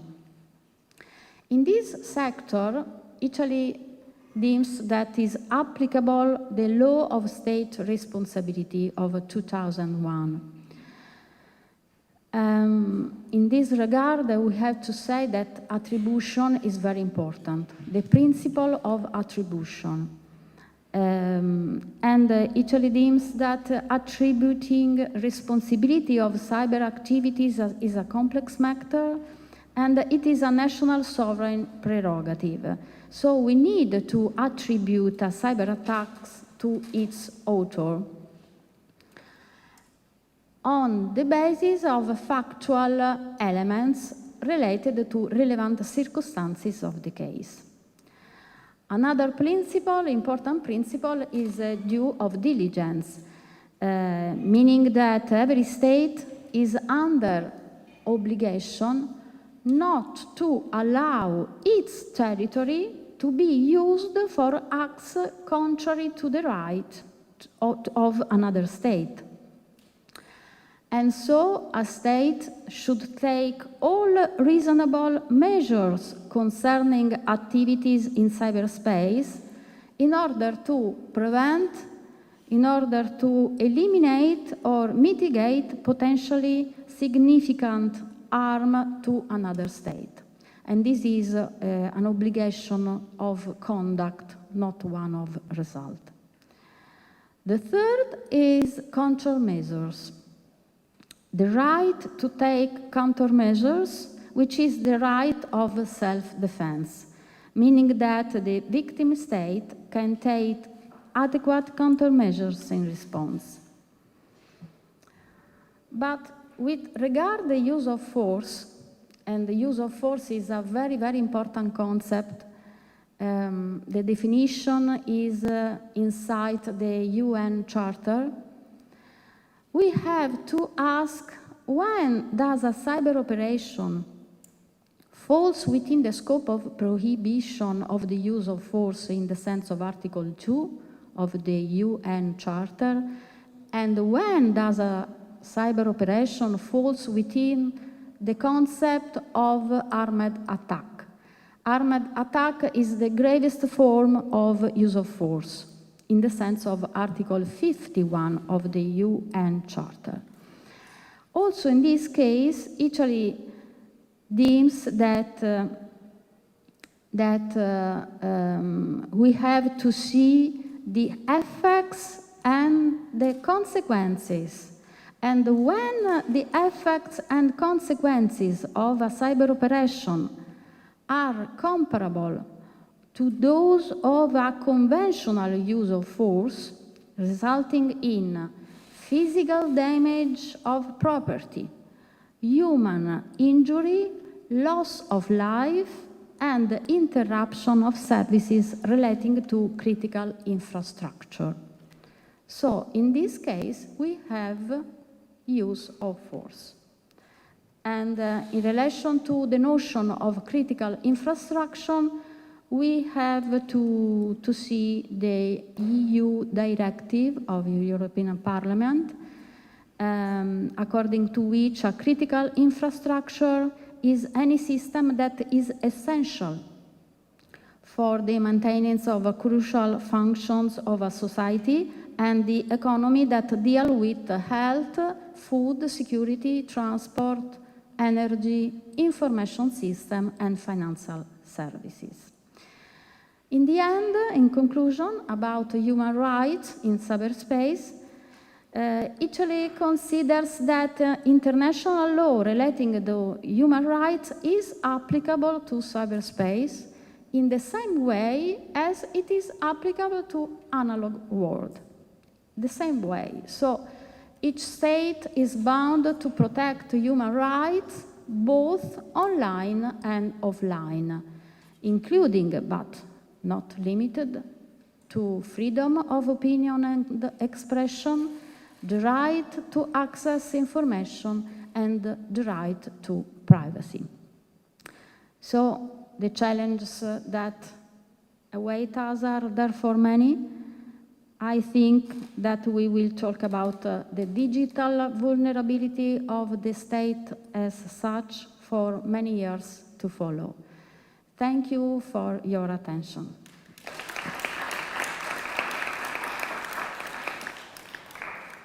Thank you very much, Rita, for your insightful thoughts. We've learned a lot from your presentation. I give the floor to the audience. I'm sure there are many questions. We have, I guess, 15 minutes. Okay.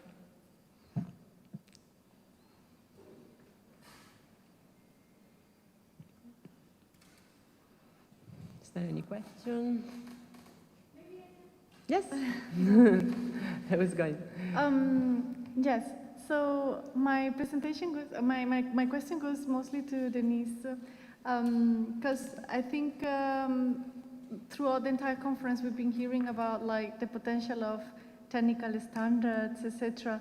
And I myself have like been working with the standardization for a few years now, and the tendency is particularly at the moment, and because we can see that more and more technologies like have impacts that go beyond just technicalities, and then they involve like the examination and decision on some normative underlying values, etc. So from what you propose on looking into technical standardization, how did you think of those issues can be actually solved? Because I mean, at least at the level of AI, of the AI Act is being now widely discussed, like the controversial use of standardization. Yeah, thank you. If I can just show you, no the presentation, but a website and work keyboard, please. Well, thanks for your question. Well, the issue is to try to establish a common language between technical standards and legal standards.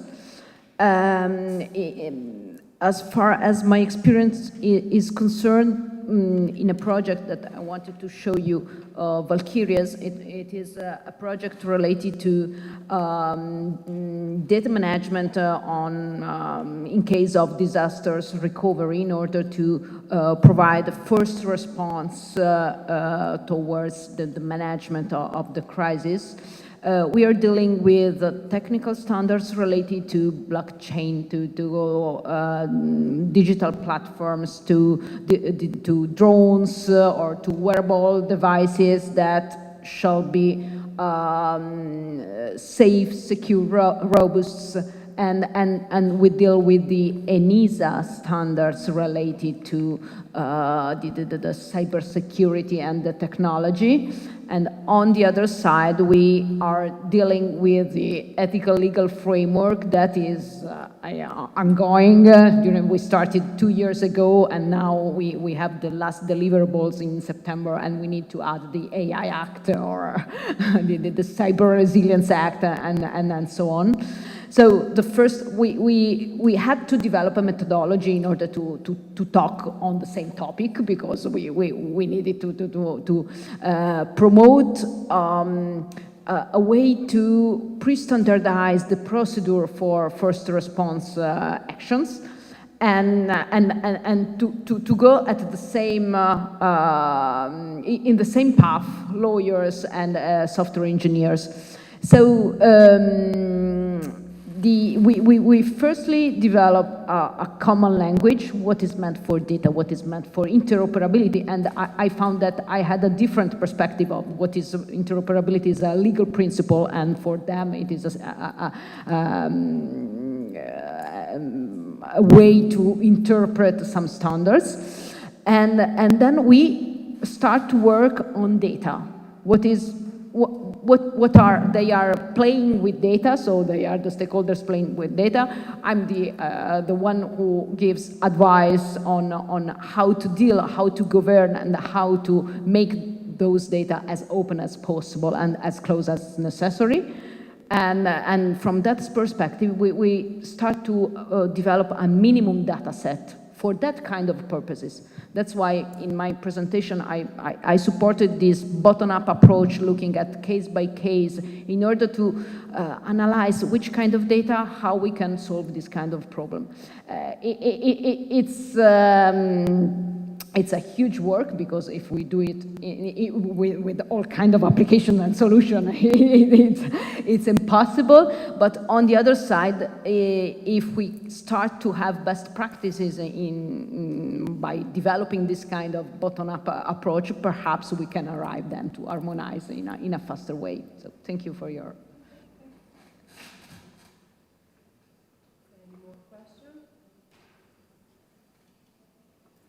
I know it's late, but just have a little question, if I may. While I was listening to your presentations, all of yours, I couldn't help but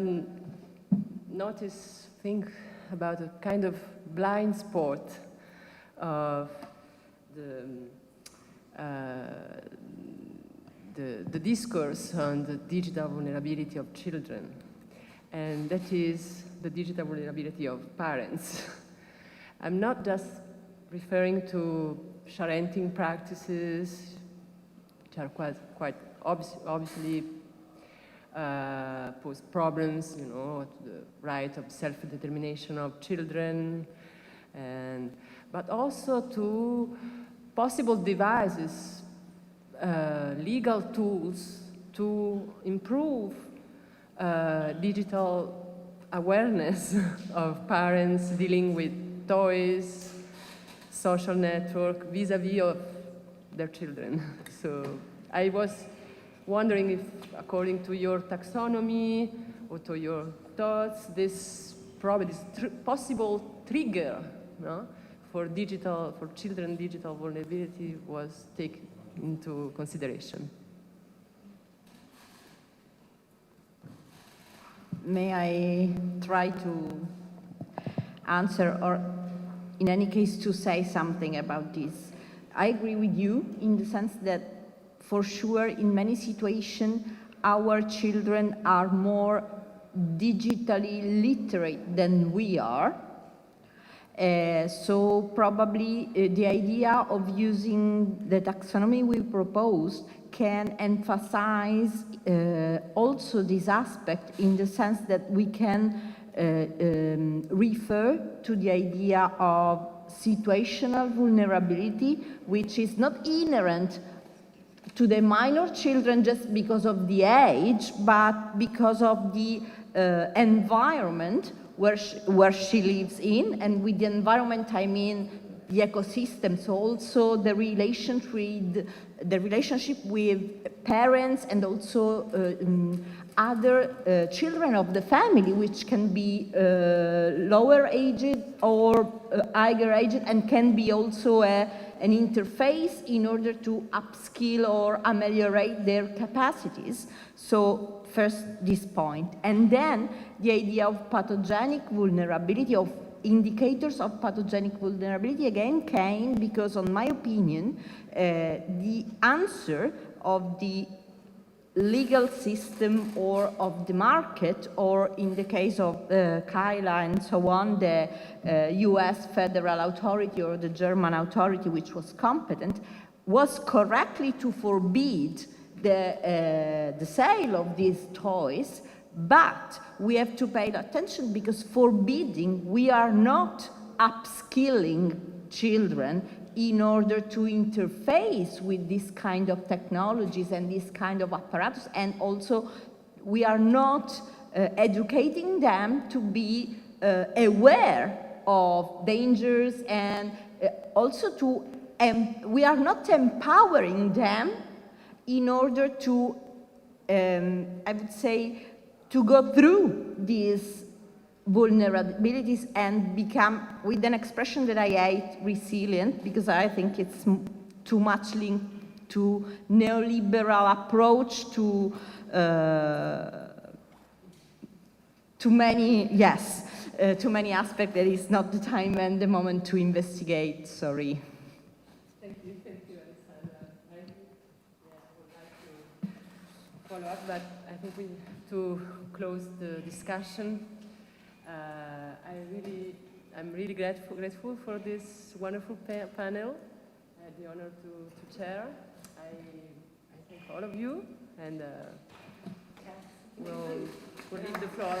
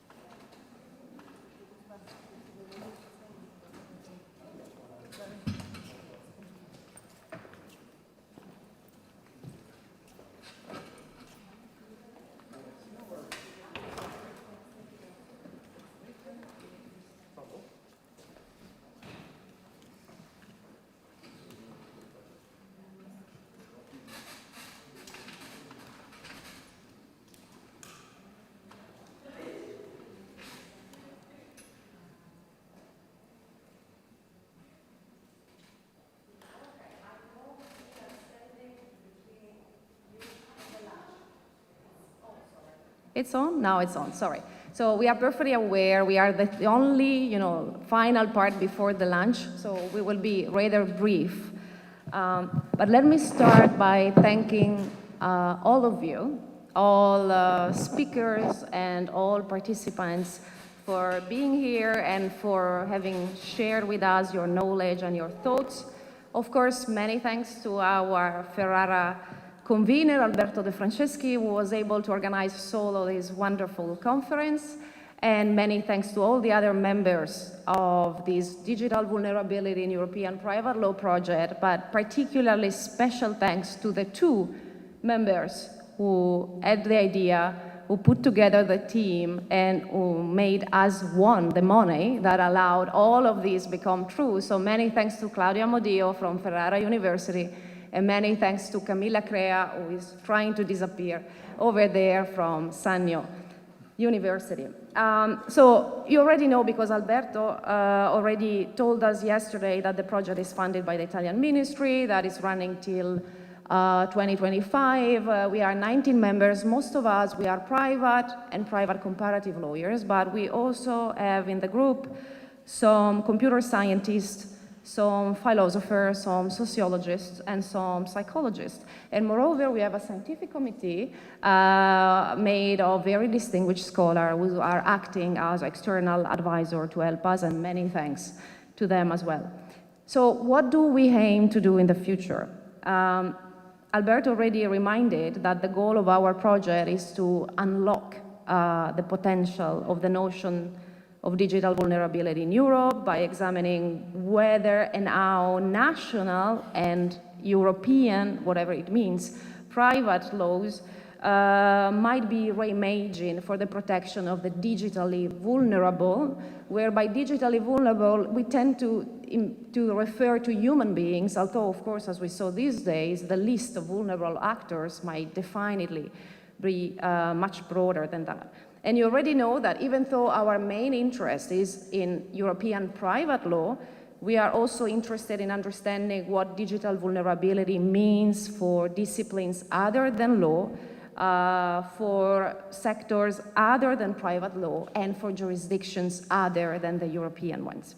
Now, to unlock the legal potential of this notion, we believe that it is important to take this notion out of the few areas where it has been until now confined. And in European private law, the most important of these areas, we saw it yesterday very clearly, has so far been consumer law, where vulnerability has recently emerged as a sort of lens to look at relationships in the offline and in the online common market. And this, of course, makes sense because corporate strategies online are built exactly on people's vulnerability and on new ways to exploit them. And for sure, studies on consumers' vulnerability should be credited for being one of the few areas in which the specific susceptibility of being harmed through technology has been noticed and to some extent taken care of. But we also believe that we need a broader approach. We need a broader approach, well, first of all, because the use of the notion of vulnerability by consumer law has so far been very timid. The Article 5 of the UCPD that has been mentioned many times yesterday, which is one of the few provisions actually mentioning in the normative part the notion of vulnerability, not the one of digital vulnerability. But anyway, it very narrowly defines what vulnerability might means. It limits the conditions under which it might matter, and moreover, provides almost no incentive for private enforcement or mechanism for redress. And second, focusing on consumers in particular leaves out of the pictures all the cases in which vulnerable human beings are abused by someone who's not acting in the professional capacity. And although often these, almost all the time, this still happens throughout a device, I mean a platform, a chat, a social network, or a connective device, many abuses of people's vulnerability online actually occur in what I might call peer-to-peer relationships. I mean, between human beings against themselves, that in the relationship that have no or no clear commercial character. For instance, many times it was mentioned this day, the case of influencers, which is exactly lying in this gray area.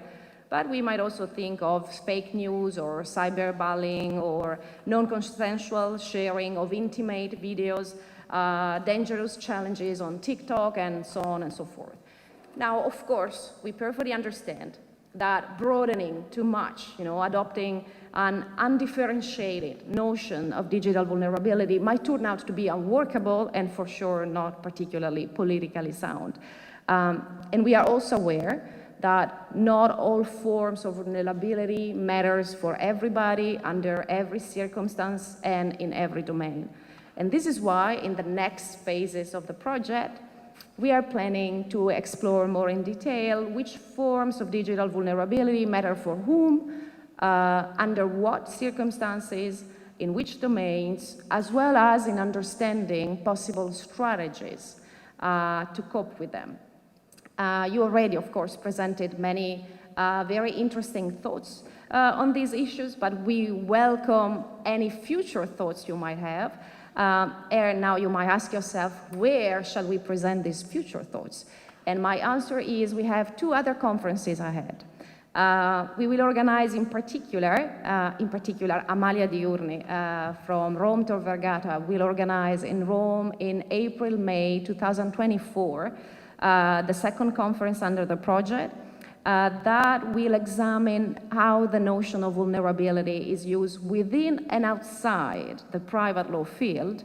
And then we'll also try to explore how that notion matters for access to an identity in the digital sphere, as well as for the protection of digital health.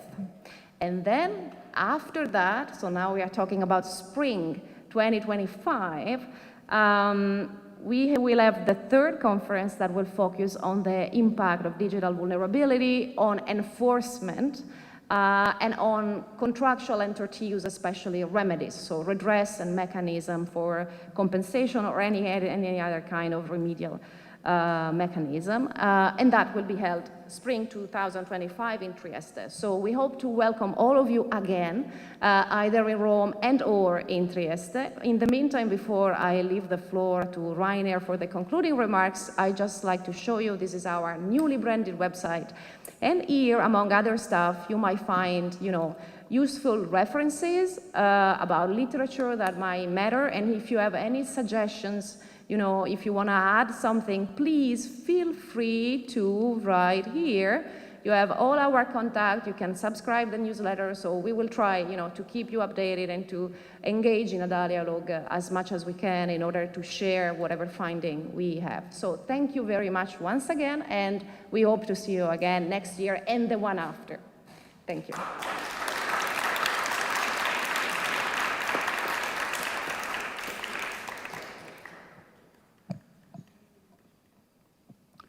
Dear friends and colleagues here in the hall, dear online participants all over the world. Ex labore fructus. Our conference has confirmed the motto of this University of Ferrara. Now we have come to the end of these 2 intense, jam-packed days. 2 days full of stimulating lectures, fruitful exchanges of ideas, and, no less important for the participants here in Ferrara, full of friendly conversations during the breaks, full of the helpfulness and warmth of our Italian hosts, and of the unforgettable atmosphere of this university. The results of these days are so rich and varied that it's impossible to sum them up in 10 or 15 minutes without neglecting what is important and worthy of consideration. I would therefore like to limit myself to briefly highlighting 2 of my personal impressions that I took away from the conference. Firstly, the broad scope of challenges we discussed. Secondly, how we thought approaches to respond to these challenges. As for the broad scope of challenges connected with the notion of digital vulnerability, this conference has certainly made us aware that the meaning of vulnerability and the approaches to protecting vulnerable people have to be reconsidered in the context of the consequences of digitization. Taking into account the breadth and depth in which digitization and particularly the use of artificial intelligence affects society and daily life of the individual, almost no area of life can be left out of consideration.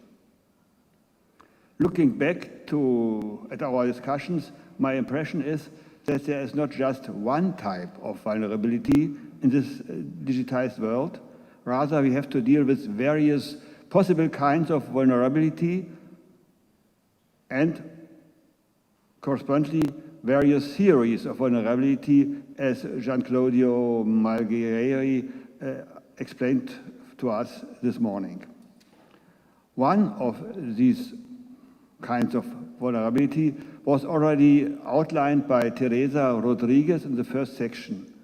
It is a vulnerability essentially caused by the dependence on artificial intelligence and on information processing, which are beyond the control of the user of the relevant digital devices or digital services. This type of vulnerability caused by information processing and AI seems to be a specific result of digitization.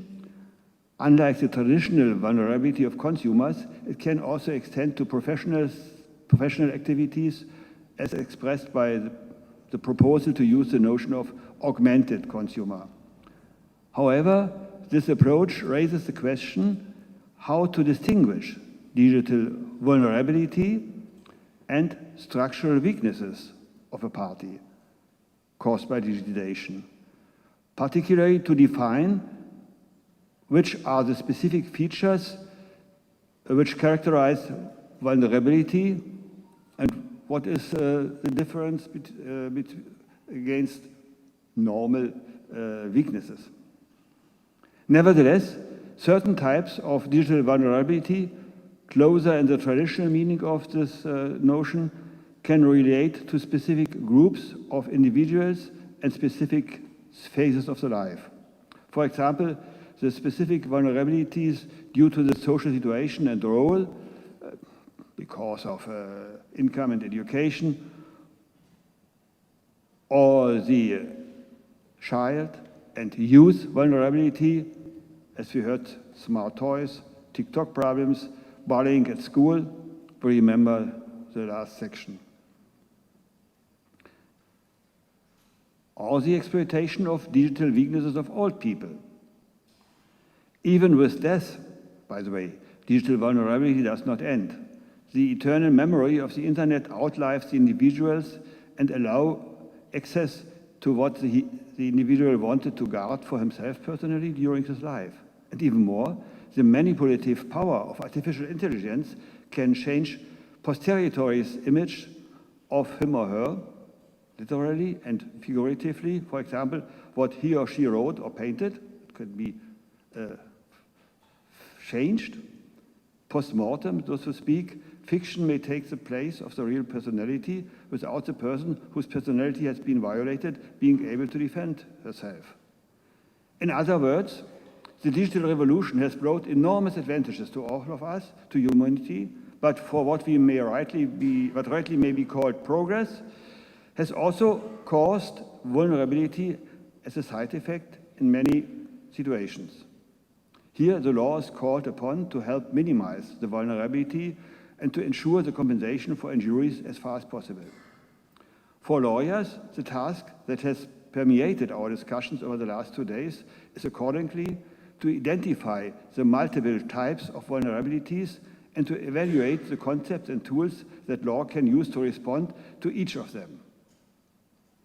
This task does not concern one area of law alone. Rather, the cross-cutting issue of digital vulnerability is reflected at the level of law as a challenge for almost all areas of law, all branches of the courts and disciplines of legal doctrine. In contrast, it would probably not be an appropriate approach to try to detach all issues of digital vulnerability entirely from their respective legal context and assign them exclusively to a completely separate new legal regulatory field of digital vulnerability. In my opinion, such an approach would be just as questionable as the general assumption that digital law as a whole is to be contrasted separately with the law of the analog world as an independent field of law, and possibly the lawyers will in future split into digital lawyers and traditional analog lawyers. According to my impression, the course of our conference seems to speak more in favor of a different approach. We have looked at the multiple types of digital vulnerability across the breadth of private law, at least at the level of European private law, and we have taken into account the specific legal context, the context of the respective branches of private law, as consumer law, labor law, and much others. My second point refer to the approaches of our conferences that we should keep in mind. And I will only refer to two of them as examples. First of all, the multi-level approach. That means the inspiring mutual exchange of suggestions and experiences, the mutual stimuli between national, supranational European, and international global efforts to develop legal responses to consequential programs of the digitization as digital vulnerability, including the advanced experiences of many countries and particularly of our colleagues from East Asia. Secondly, the approach of analyzing specifically the core areas of European private law in which digital vulnerability requires legal responses.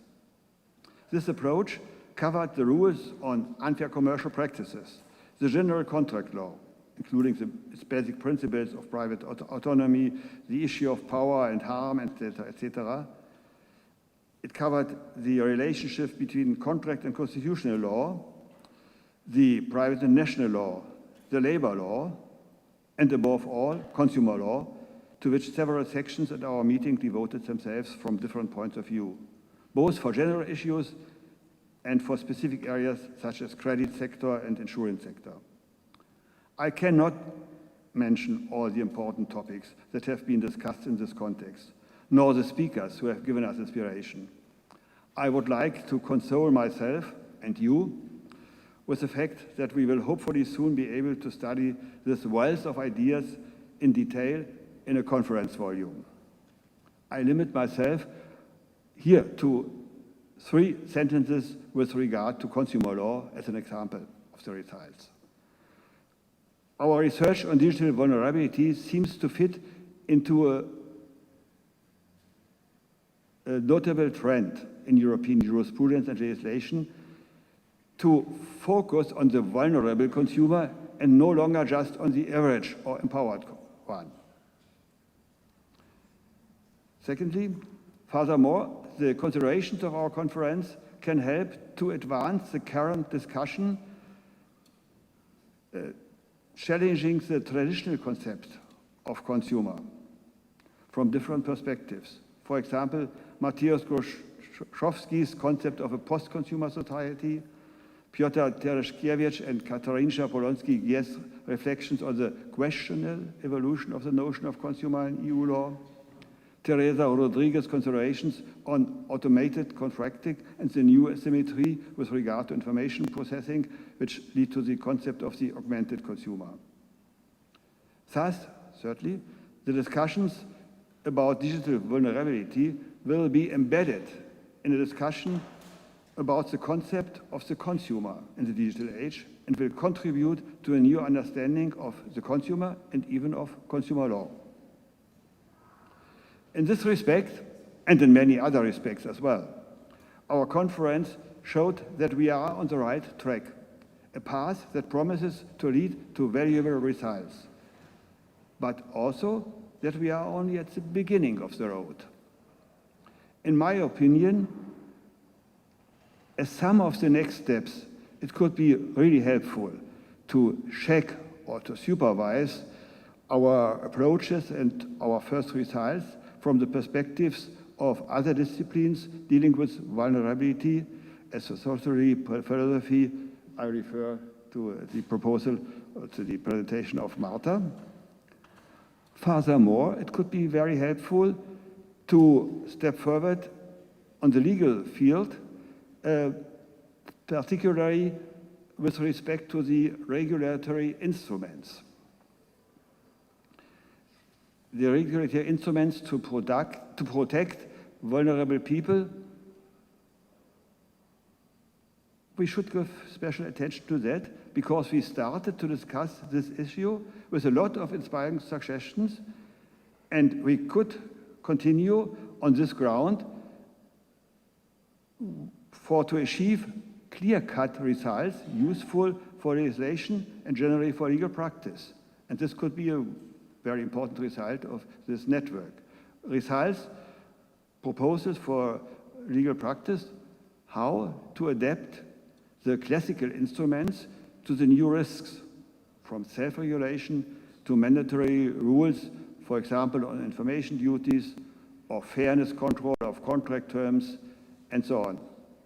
And how to provide new legal instruments with regard to the new digital context of vulnerability, including digital tools to respond to the causes of digital vulnerability, as inter alia, mandatory technical precautions, for example, against misuse of automatic sanction systems, and so on and so on. And this requires, inter alia, to develop the interaction between technical and legal standards, as we heard in the last section. Research, and finally, legislation, especially European Union legislation on these issues, have yet to develop much further. All this is work in progress. Thus, our topic will require considerable further efforts, and it will bring us together for further meetings, as we heard 10 minutes ago. In the last minutes of this meeting, I say my great thanks to the team of researchers from several Italian universities whose research project provides the framework for this meeting. Your research and collaboration have made this fruitful exchange of ideas possible. And I hope that this exchange of ideas will give us, and will give all of us, impetus for our further work and encourage us to support legal doctrine and practice in Italy and in the European framework with further proposals. The network and the people outside of the network in discussion with the network. I also would like to thank the organization team here at the University of Ferrara, particularly our tireless and effective colleague Alberto De Franceschi, and all the hardworking staff of this university. You have provided us with a wonderful meeting, both professionally and personally, and we are very happy to have spent these hard-working days in this wonderful situation.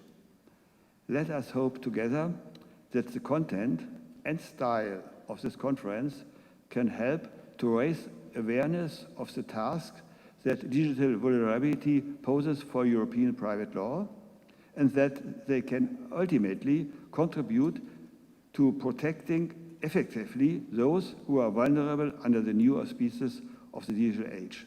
Many thanks to all who participated.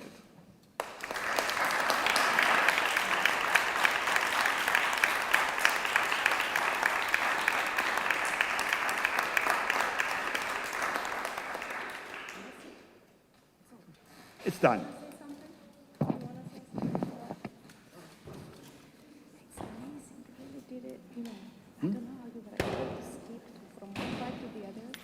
You were able geographically to locate yourself in the pages even when you went to sleep. It's very hard. I have to follow, a straight line. I cannot do this zigzagging. So, do you want to get a version of the paper? Oh, well, I will read you in the book.